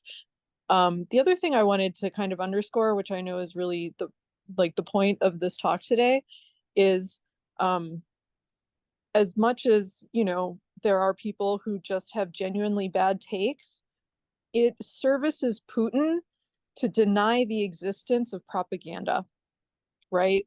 It services the regime to deny that there is an active and aggressive propaganda campaign going on Instagram, TikTok, Twitter, Facebook, and it's not like pro-Trump election propaganda. It is deep within the left. It is all under the guise of pro-Palestine. And it is also really showing up in a very pro-Hamas, pro-axis of resistance way. And so I just want to name that so that we don't drop that either. Because when we minimize propaganda, it services the regimes who are purveying it, and it furthers the genocide of Ukraine, Syria, etc. And there's, again, Russia has boots on ground in 16 countries. Russia is propagandizing the crap out of Africa. If you read into it, they are just funneling, and as I don't know, John or Cheryl pointed out, right? Like they have taken over media. Certain media, they have created their own media. Most people do not know that Africa Stream is a propaganda outlet. They treat that as like a legitimate indie news source. And I just want to underscore some of Cheryl's comments earlier, is almost anything that's alt media, almost everything is Putin linked, right? And this gets very hard because, to Tom's point, we can't always necessarily point a finger at it. We don't always have receipts, but we have to figure out a way to maintain this conversation and to be able to point at it. Even if we don't have receipts, we can say, here's why this post constitutes propaganda, whether it's intentional, paid or not. And I think we can pretty strongly actually argue that a lot of it is a concerted network. Like this is not a mystery. There are lots of people, including Maxime, in Ukraine doing this research. But I just want to make sure that doesn't get dropped in all of this, that like we are fighting in information war. There are two spheres of war. There's the on the ground, and there's this really aggressive PSYOPs campaign that is attempting to basically colonize people's intellects as a way to undermine the entire global left. And I don't think we can drop that in the discussion. I think it has to be centered as much as all the other conversations. So I just want to make sure that that remains like afloat in our discourse. Okay. I became a socialist when I was like 14 or 15 years old. It was during the Vietnam War, during the fight for civil rights and for Black liberation. And I've never looked back. I hate capitalism more now than I ever have, as it continues to destroy the planet, destroy human lives. The list of reasons to hate capitalism is far too long. There's no going back for me. I will never become a supporter of capitalism, even though, as I look at the history of the socialist movement and the crimes that have been committed in the name of socialism, there has to be another way. And that is the only way forward. It has to be part of, a big piece of this discussion for us ongoingly is how do we rebuild a healthy socialist movement? And what does socialism even mean in our times? I would argue, as Richard did earlier, that just everyday people, not leftists, hate capitalism. We know that in the United States from the response to Bernie Sanders' campaign in 2016, he had tremendous support amongst people you would never dream that would be coming to support him. Where has that support gone now? Well, a lot of it's gone into the Trump populist camp, and it's a horror. It's absolutely terrifying. But I would argue that if we can find a way to talk to people who are not in the left about don't even have to use the word socialism, about what kind of society, what kind of a world are we fighting for? Many people would agree with it. And that's the challenge, one of the challenges we face. So yeah, I think that we could have a forum on, you know, the history of this. I mean, there's a lot of potential forums that have been, have come up in this discussion today. So I think we're gonna wrap this up. We're losing people, although we still have 34 people here. So Linda, go ahead, and then Richard. Okay, yeah, I have my own theory about when the rot set in, and it was really when the different socialist parties in Europe began to support their own bourgeoisie during World War I. And then right after that, when there was the socialist revolution in Russia, it was betrayed not by Stalin but by Germany, the German SPD, which helped to suppress their own revolution. But you know, I mean that's history, but it also relates to, like, you know, when do we cut people off? You know, what do they have to do before we decide that you know, they're on the other side and we're not going to work with them anymore? And you know, it's a more complicated question. It becomes more complicated because, you know, up until recently, it was really easy to see. You know, anybody that, you know, Ukraine was a good acid test for who was a class traitor. You know, but you know, we're seeing new propaganda, you know, at USSC, which is a lot more subtle.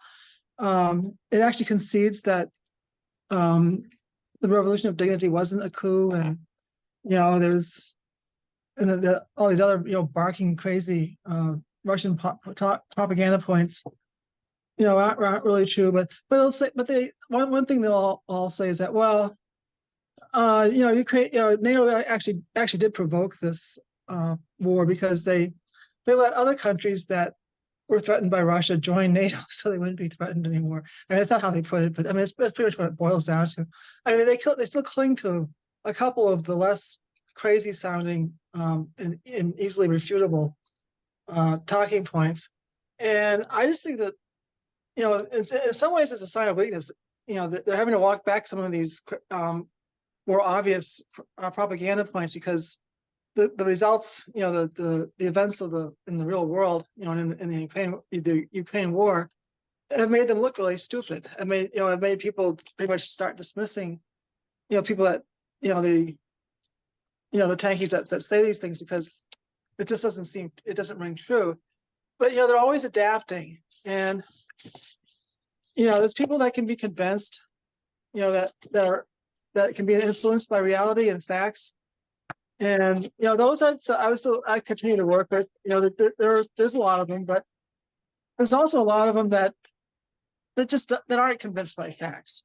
If you find yourself arguing over facts with somebody, you know, not opinions, not disputed facts, but actual things that everybody knows, you're talking to somebody that's not going to change, and they probably have already taken a paycheck or something, or you know, quite a few of them haven't taken paychecks. They just get some kind of validation from believing this stuff and talking about it online.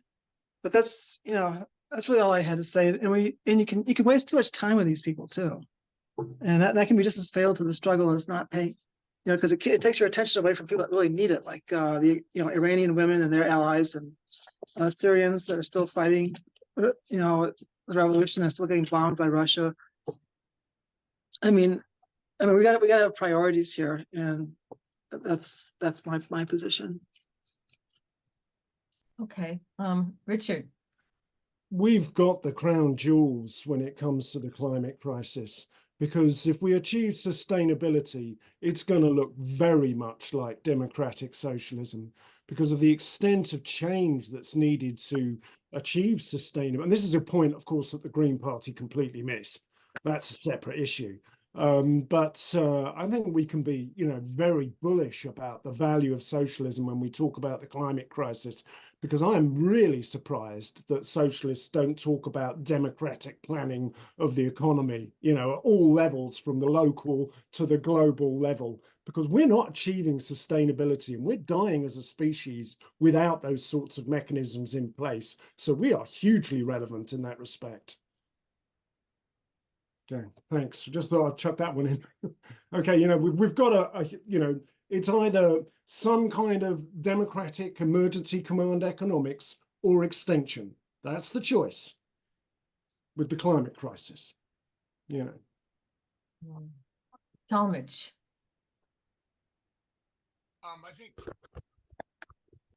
I think Alex has been waiting for a minute, so why don't you call on Alex first, Okay, he hasn't and then I'll spoken speak yet. after him. Okay. Yeah. Alex, go ahead.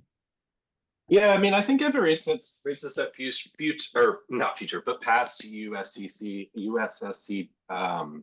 meetings, and I just don't know how it is for you. I mean, we got people from all over the place, but I mean, from my conversations with people out in the field, if you will, out in public, at the rank and file, like someone alluded to before, I feel like the ideological kind of tanky folks, the ones that draw our ire and we love to debate with and all that, I feel like they're kind of more in that calcified like leadership role, whereas the basically I'll put it this way, I think going out, I think we should be armed with a mind, and what I mean by that is we should be very strategic and know what we're talking about, have our points, do our history, do our work, so we can be able to, if we run into these kinds of folks in public, or if you want to engage in online spaces, be able to respond and be able to know your stuff and respond confidently.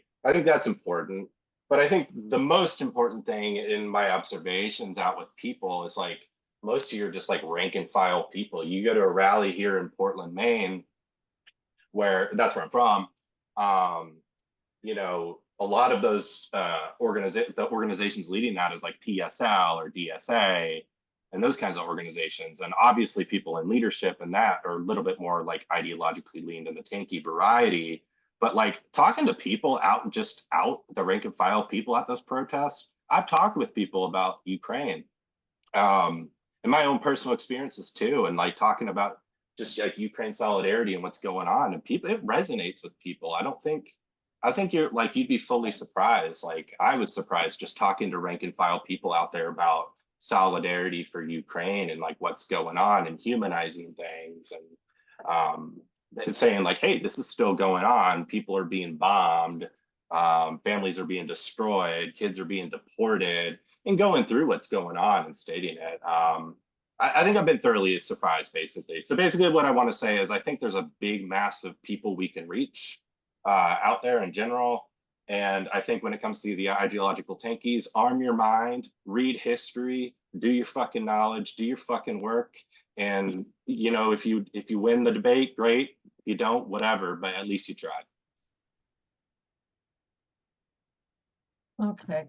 Talmadge, you want to go, and then Jeff?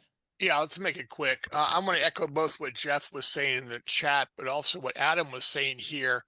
I think it's important that, Adam raised the question of collaboration, and I think Jeff's response as in parallel is really accurate here.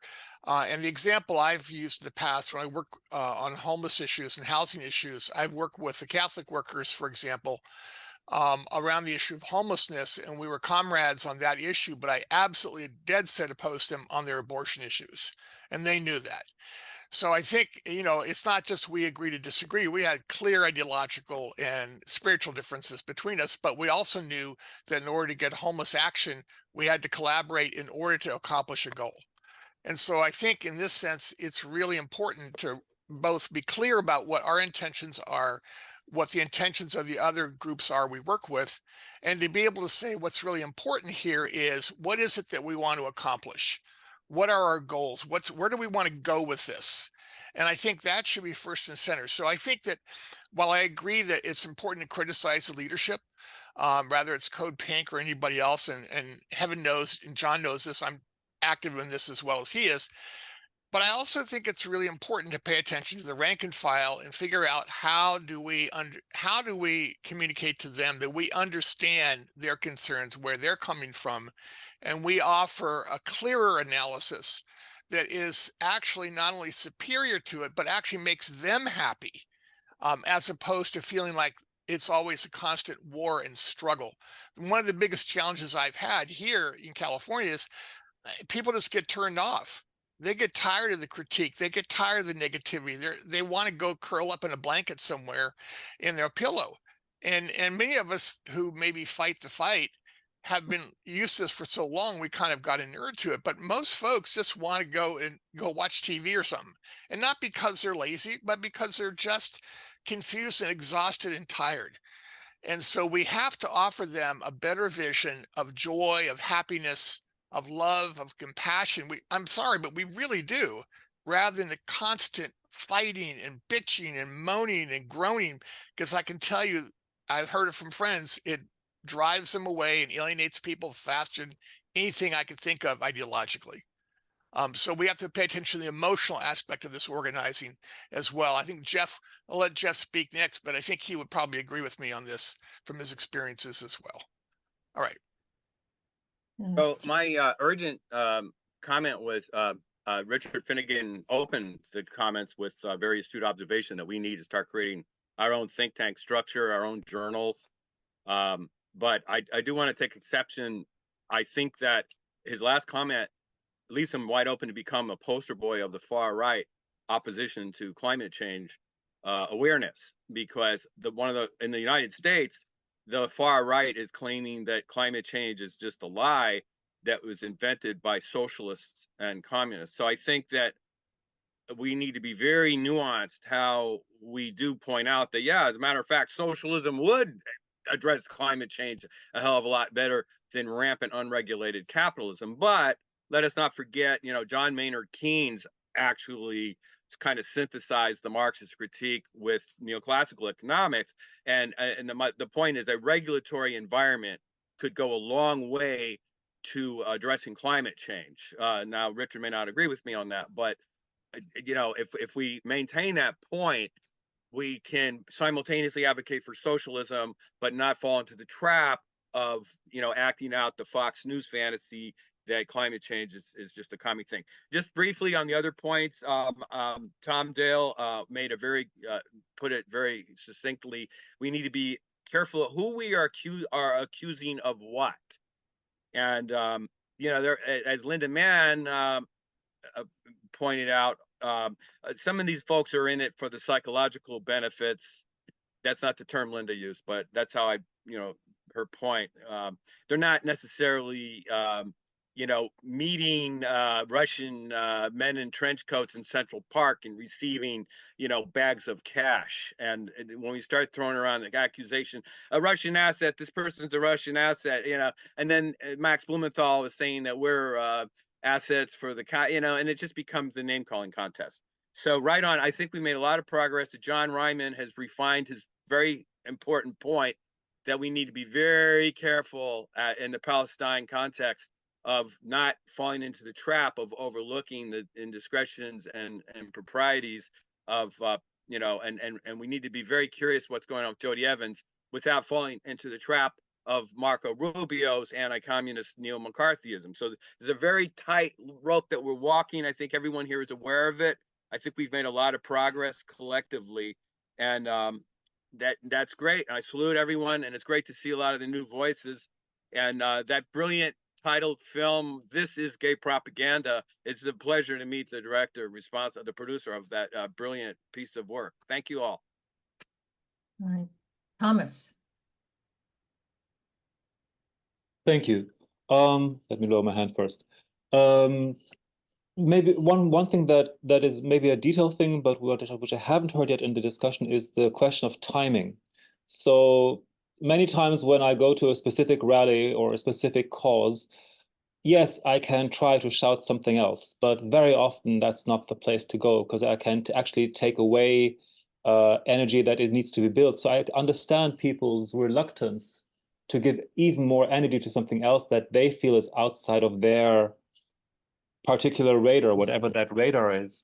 And then maybe we do come back to something that is very much along intersectionality and different lines and understanding these various lines. I mean, there's this saying that a broken clock shows the right time twice a day. And if I can use that, then I can listen to people like Melissa Chan who and talk about the Heritage Foundation, but about Taiwan and China, and think, well, I do agree with these particular points. That doesn't mean that I agree with the Heartland Institute or that I agree with any of those. That's a big discussion when a number of people about Taiwan, that a lot of hawks and Republicans try to cozy up with Taiwan, for example, in this particular case, and say, oh, we are the ones who are going to save. And to be indeed very realistic beyond any kind of category or ideology, because yes, I can say, okay, that is something I go for, but being very careful of when I say something and in what context. And again, maybe that is the whole point. I mean, the socialism sounds so 20th century to somebody who is like my age. And indeed, if I come from a Central European background, then socialism means only one thing. It means Russian colonialism, because that's exactly the kind of thing that has been inscribed in my history. And therefore, it takes work to grow and to see that it could actually mean something else. And what would that be? So what I really liked is when Cheryl brought up the Unite the Struggle as a much larger container that can say, okay, let's get these struggles together. Let's see how they intersect with each other. How can I learn something new about a genocide that I didn't know before? For example, I thought it didn't matter. And then suddenly I realized, oh, it actually really matters because my own government does this, this, and this, and this.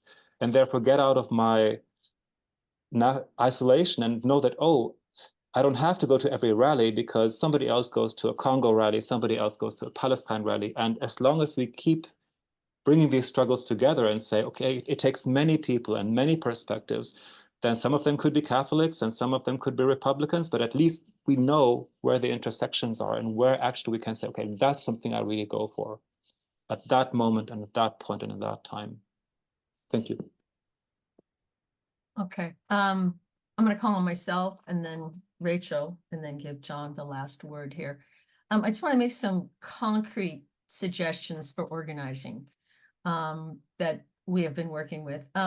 First off, I mean, of course, the opportunities for online education and organizing are unlimited. And that's why we have Instagram and Twitter and Facebook and of course, and yeah, so there's that. But talking about what can we do at in-person events for Palestine or something we might do on our own. So again, if you've got 3 or 4 people, you can go to a Palestine event and you can bring signs calling for uniting the struggles. That, you know, those of you that are following us on Instagram, you've probably seen the Ukrainians for Palestine, and they had a sign making party. That's just a small example. If you have just a few people, you can have a fundraiser in a bar.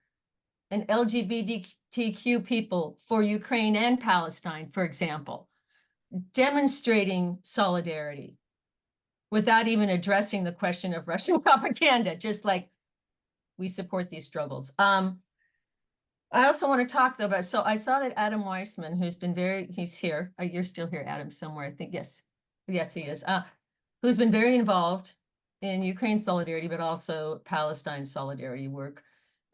In the chat posted that if you're going to be involved in the Palestine movement, you're going to be involved with PSL. Well, that's a whole other topic.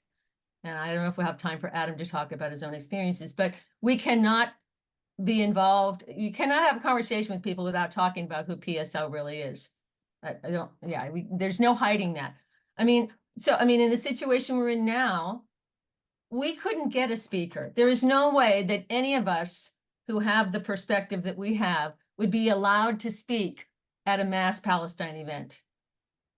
There's no way. And if we did speak and tell the truth, they would cut off the mic and drag us off the stage. Those are the facts. So what can we do? We could have our own events. If you have enough people, just even something small on a corner, you know, where there's a lot of traffic going by, have our own event. I'm just throwing out some concrete ideas here that we can do. Okay. And it has been really great to be with all of you today. It's really uplifting to my spirits. So yeah, Rachel, go ahead. Oh, really quick along those lines, actually, I guess also I see something kind of similar to Alex B just kind of about in-person organizing in smaller areas. I mean, or like because so much of it we hear about like in big cities. Fortunately, starting a new job that means I don't have to be working every Saturday. Yay. But where I'm at, it's, you know, it's a very progressive liberal area in Western Massachusetts, but you know, we just don't, the numbers aren't necessarily there. And it's the kind of thing to about how does one, you know, organize and to get without necessarily inserting into too small of a place. I mean, honestly, with my the local DSA, I'm just, maybe I'm just too, my emotions are just too raw to touch on their international policy or their for issues. I mean, I just stick with the eco-socialism because and that's my background, and it's, yeah, but I can say is that I kind of, it's kind of a struggle in that being not in a really central location where you can find, you know, your people and so forth, and any ideas and suggestions about that, like, and doing so in a not strictly virtual online capacity. Okay. I see. Alex, do you want to just make a brief comment jumping in before I call on John to wrap things up? Yeah, for sure.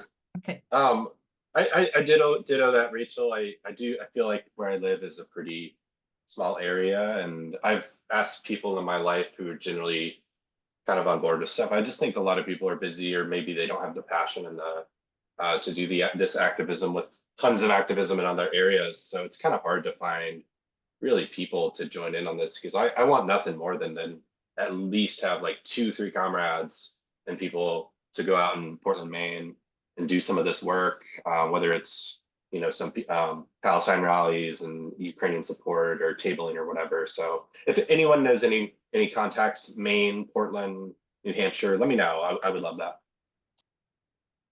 Okay. John. Okay, so first of all, a couple of specifics. One is at rallies like around the issue of Palestine. What we've done, and I think we've had quite a bit of success, is to set up a literature table. Or even if you're just one person, you know, one thing that's happened with the rise of social media and so on the internet is at rallies, different groups have stopped handing out a physical leaflet. And like here in Oakland and the Bay Area, which is the home of multi-leafleting, it used to be you go to any political rally and there would be at least a half dozen different groups handing out leaflets.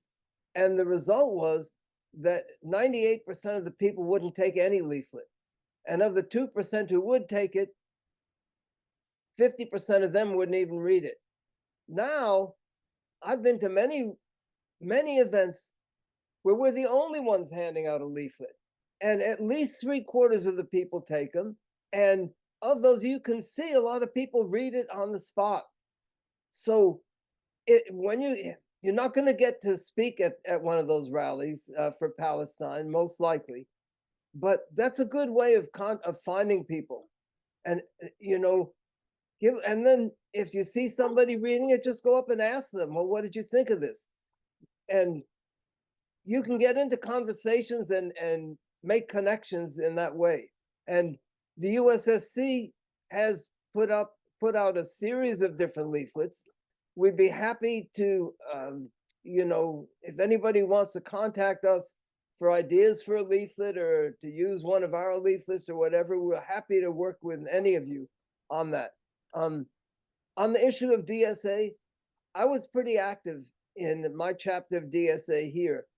And it was actually started to cause friction with my wife at home, because I would come home in such a rotten mood from the meetings. And the reason was not that most people disagreed with me, but there was simply no interest in a serious discussion on anything. And it was not just my chapter, as I've seen. And so I have serious questions. If you have the patience to be involved in DSA, you know, go for it. But I have a lot of questions about how much energy should be put into working in DSA just because of who is there. on the question of socialism. You know, we can raise it or not, but if you don't raise it, people are going to know that's what you're talking about anyway. Because you have to, for instance, on the question of the environment, the only way to even begin to deal with the question of the environment and global climate change is through democratic planning of the economy under workers' control and management. And anybody who's not, living on Mars is going to know you're talking about socialism, and they're going to wonder why you don't raise it. So you might as well raise it. The last point I want to make in connection with that is, and I want to share this here, which was which was part of my, the thing that really keeps me going more than anything else. This is such an interesting period in which we live. It's so complex, and it's just fascinating. And just the struggle to understand what's happening. And yeah, we want to avoid nitpicking, but at the same time, I do think that we want to struggle within ourselves to be really clear on what we're trying to say, and then to say it without fear of being in a minority or being unpopular or anything like that. I think that struggle for clarity, which involves understanding science, understanding human, social history, all of that's one of the most important parts of our work.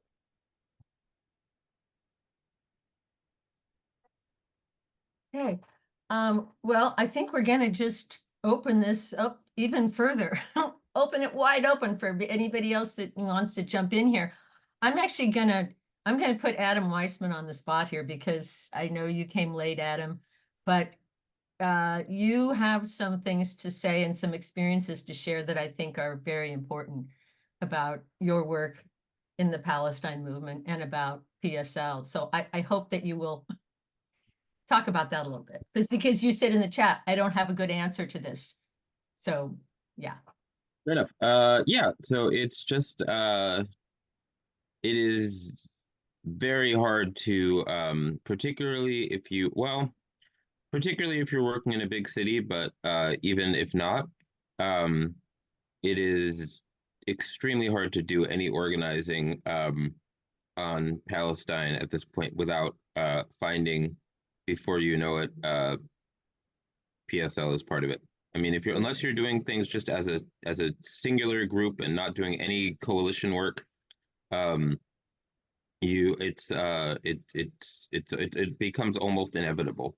You put out any announcement for any meeting or any event, someone's going to get involved. That person, who from some group that is in the PSL orbit, or someone else is going to bring in someone who is connected to some group. So someone from let's say a person from a JVP chapter will bring in someone from Palestine, from Jewish Voice for Peace, will bring in someone from Palestinian Youth Movement. And the moment Palestinian Youth Movement is in your planning chat, within 30 seconds, you'll have 6 people from PSL there who are then part of your organizing process. It gets tricky because some of these are legitimate groups doing important work, who are legitimately Palestinian led, and yet who are have very close working relationships with PSL, and effectively sort of move as a unit. It's Palestinian youth, in particular Palestinian Youth Movement and Palauda. And then, but yeah, there's a lot of these groups that are very interlinked. Palauda is connected to Palestinian Assembly for Liberation, which is connected to which is then connected to so it's just this sort of interlocking network of groups, and it becomes, if you really not you can try to just completely keep. First of all, it's very difficult to keep those groups at arm's length because those groups are in coalition with other groups. It becomes very hard to work with, say, not work with those groups while also working with, say, American Muslims for Palestine, or any number of other groups that have established relationships with those groups. And so you have the option of either doing work very much in isolation, which is not going to be very effective, um, and also all these groups. I mean, in New York and New Jersey, all these groups are connected to the Shut It Down. The PSL, an Answer Coalition are very close to the People's Forum, and People's Forum is sort of the entity which the Shut It Down Coalition is built around, which is a coalition of over a dozen organizations. So, ostensibly Answer itself is a coalition, but in reality, it's basically PSL. And then, and that's New York, and I mean, same in New Jersey, same dynamic in Baltimore. You have people, any action, anything connected to Palestine, People's Power Assembly is going to get involved immediately. They're either a Workers' World Splinter or a Workers' World Front. I think they may be a splinter. It's the most recent thing I've heard. But then, so it's this almost sort of like Trojan horse effect where, someone will offer, well, we can do some printing for you at the People's Forum, or we can host an art build. And then they're a co-sponsor of the event. And then they're in a, then they get added as a spot, then they're pretty soon within the planning committee for an event. And then, and then they bring in 3 other organizations, and then before you know it, you have a press. People are insisting that your press release can't go out without PSL listed as a sponsor for an event. And I'm not, I think it's sincere. I think these groups. I mean, I'm not trying to, to some degree, I think that some of this is a coordinated strategy. I also think for some of these people, they have genuinely found, PSL and Answer and the People's Forum helpful, and as an entity that provides resources, and don't understand why those things shouldn't be brought into whatever coalition they're part of. So yeah, I've tried very hard to steer clear of PSL and PSL adjacent things, and I found it impossible. I'm going to ask Adam 2 more questions, and since we're opening this up. One is, what happens when someone in this organizing environment tries to bring up solidarity with Ukraine? And the second question is, what are people saying about Hamas? Is the role of Hamas being addressed in any way, or in any critical way? This has been a debate that we've had recently on the USSC listserv, and it is a dividing line in the socialist movement as well. Those who say that, well, Hamas is a petty bourgeois nationalist organization, terrorist, and others who say, no, they are the leadership of the National Liberation Movement of Palestine. So, yeah, Adam, I'm really interested in just your experience in both of those areas, and then I'll call on other people. Yeah, I mean, I think, to a degree, both of those things, the 2 things that you just said in contrast, I think both of them are to some degree simultaneously true, which is a dilemma. But as socialists, I mean, there are definitely groups that are openly pro-Hamas or openly pro-Palestinian resistance, and see Hamas as effectively the leadership of the leadership, or at the forefront of Palestinian resistance. There are other groups who I think steer clear more, but a lot of that I think is more, the groups that I feel like steer clear of those positions are doing so more from a pacifist or soft Zionist perspective than from sort of from a left critical perspective of authoritarian religious bourgeois nationalism. I don't know. I mean, I haven't heard. I can't say that I've seen an sort of an articulated line um from say PSL on Hamas in particular, but a lot of the organizing comes out of um, a lot of the Palestine organizing comes out of people out of Muslim communities and people who have who are not organizing from a left secular perspective, and who don't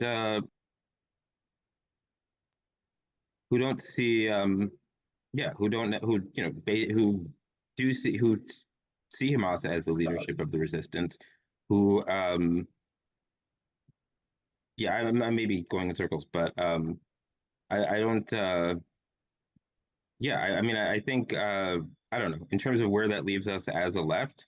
I think at least for me that my position is my own politics are far removed from Hamas's, but as an ultimately as an anti-imperialist, the self-determination of the Palestinian people and decolonization of Palestine means Palestinians having the right to make their own decisions as to how they choose to organize their society, and whatever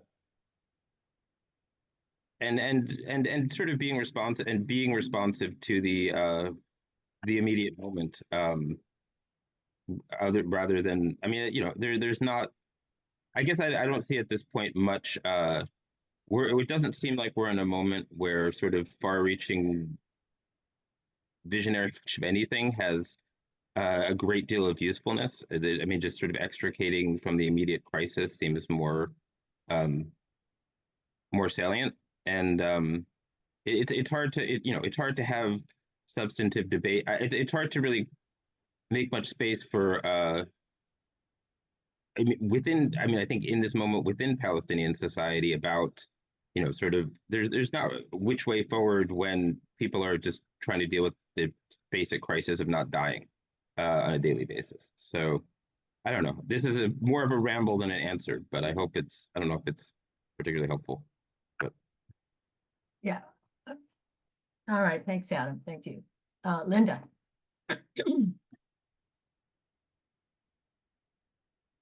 You're muted, Linda. Yeah, there we go. Yeah, I was going to say, we've discovered, at least online, Hamas is actually one of the main influencers of the Western movement in favor of Palestine. Is even PSL. And in fact, some part of Hamas is at war with the People's Forum, because the People's Forum doesn't like, apparently wants to distance itself from anti-Semitism and terrorism. I don't know. It's a real bizarre situation, and we haven't been able to really get much information on it. But I mean, this goes. I mean, this whole conversation really underscores the "who can you work with" conundrum. I mean, I think we're doing a pretty good job of establishing who you can't work with, and our solution. I mean, we faced this problem. We faced a problem from the start, which is that there are no left groups that aren't completely contaminated by Putinism. I mean, Freedom Socialist Party might be one, and there's a couple like Workers' Voice. We found a few small groups. For the most part, we're trying to find people who aren't members of groups. They're just scattered throughout the whole, United States and Europe and other places too. And if we didn't have the internet, it wouldn't be possible to do. So, I mean, obviously we do an awful lot of work online, and we're getting places like the Bay Area and New York and Chicago and to a lesser extent Minneapolis, where there's more than one of us, where we can get together in a small group and just go down and bring a Ukrainian flag and some leaflets to a Palestinian march. In Minneapolis, the Putinized left is just totally calcified. There's just nothing. You have to find individual people, and the only group in the United States, I mean, in Minneapolis, I mean, the only people in Minneapolis that really have a consistent position on all of this are mostly anarchists. That's the reason for my plug originally. So, trying to organize anything in the conventional way and getting caught up in the whole PSL trap, obviously isn't feasible. But we have to, we're getting to a point where we're finding more and more people, and in some places we can actually get a small crowd together to go down and do some kind of intervention. And of course, the Bay Area has been like the flagship for that kind of thing. So yeah, that's right, Cheryl. You're a flagship. Did you know that? Okay, so that's all I had to say. Megan.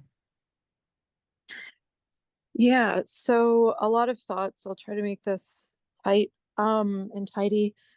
So one of the arguments that was raised, and I know Adam, and we've had a lot of discussions, so hey Adam, you're awesome. And what is also really, really tricky, right, is it's like, okay, Palestinians are being slaughtered. Now is not the time to raise this, right? And I, having been in Syrian spaces, receiving photographs from Syrians of their like dismembered family members for 8 years straight, and this is not directed at Adam because I know this is like an argument that exists in the wild, right? I want to say that is intellectually disingenuous because you are pitting genocides against each other, and Palestine is not the only game in town. Syrians have been blown to smithereens. Where is Palestinian solidarity on that? We show up for you. Where is the reciprocity? And of course, obviously, you have to know the moment and the tone and the person that you're speaking with. And I'm like maybe a little aggressive here because we're in a safe space with each other and we all generally agree. But I want to raise that because there is actually a demand of accountability to the Palestinian movement on abandoning Syrians, Uyghurs systematically, right? To some degree, Iranians, that's like, and then to some degree, very much Iranians, right? Like if you're actually pro-Hamas and you're pro-axis of resistance, you're slapping the Iranian movement in the face. And so I want to raise that we not be afraid to hold all of us accountable, right? Because if we are going to have a future together that is not a punitive, like master's tools, destroy the master's house, Audre Lorde, you know what I mean? Like we have to be able to be in discomfort with each other and in accountability. Like if we really mean transformative justice, this is actually what we need to do with each other, is we need to sit down with the Palestinian movement and be like, guys, bad news. We got to talk about this and we got to be accountable because we are actually not getting Palestine free until this occurs. Like, I don't see how that's actually possible. I don't see a free Palestine that isn't a free Palestine that has actually solidarityed up with other genocide victims. I mean, obviously we could debate this. You guys can correct me if I'm wrong, but I don't see it because I think that it is clutch for us to actually have this clarity. And I also wanted to say, like, in terms of, like we're all doing our work, we're doing therapy, we're like understanding boundaries. I think we do have to bring that into the work that we're doing in the sense of we have to hold boundaries with PSL. We have to hold boundaries. And I appreciate the difficulty of it, right? And I'm not shaming anybody. And I'm not in the spaces that Adam is in, so I can like say that easily. I appreciate the difficulty. And so the question is like, I think, or like our challenge, our struggle is naming these as boundaries, right? As coming in like, hey, we wanted to have this like rank and file Palestinian youth movement person here. Hey, friend, you just brought in 6 PSL people. We need to talk about the ways in which PSL is pro-Assad, pro-Saddam Hussein. I think it was them, either that or Workers' World Party, but they're like related. We have to talk about that history. They're pro-North Korean dictator. And we have to be like, is Palestine actually going to get free if we are in solidarity with people who are fans of some of the most repressive, regressive, transphobic, homophobic, misogynistic states out there?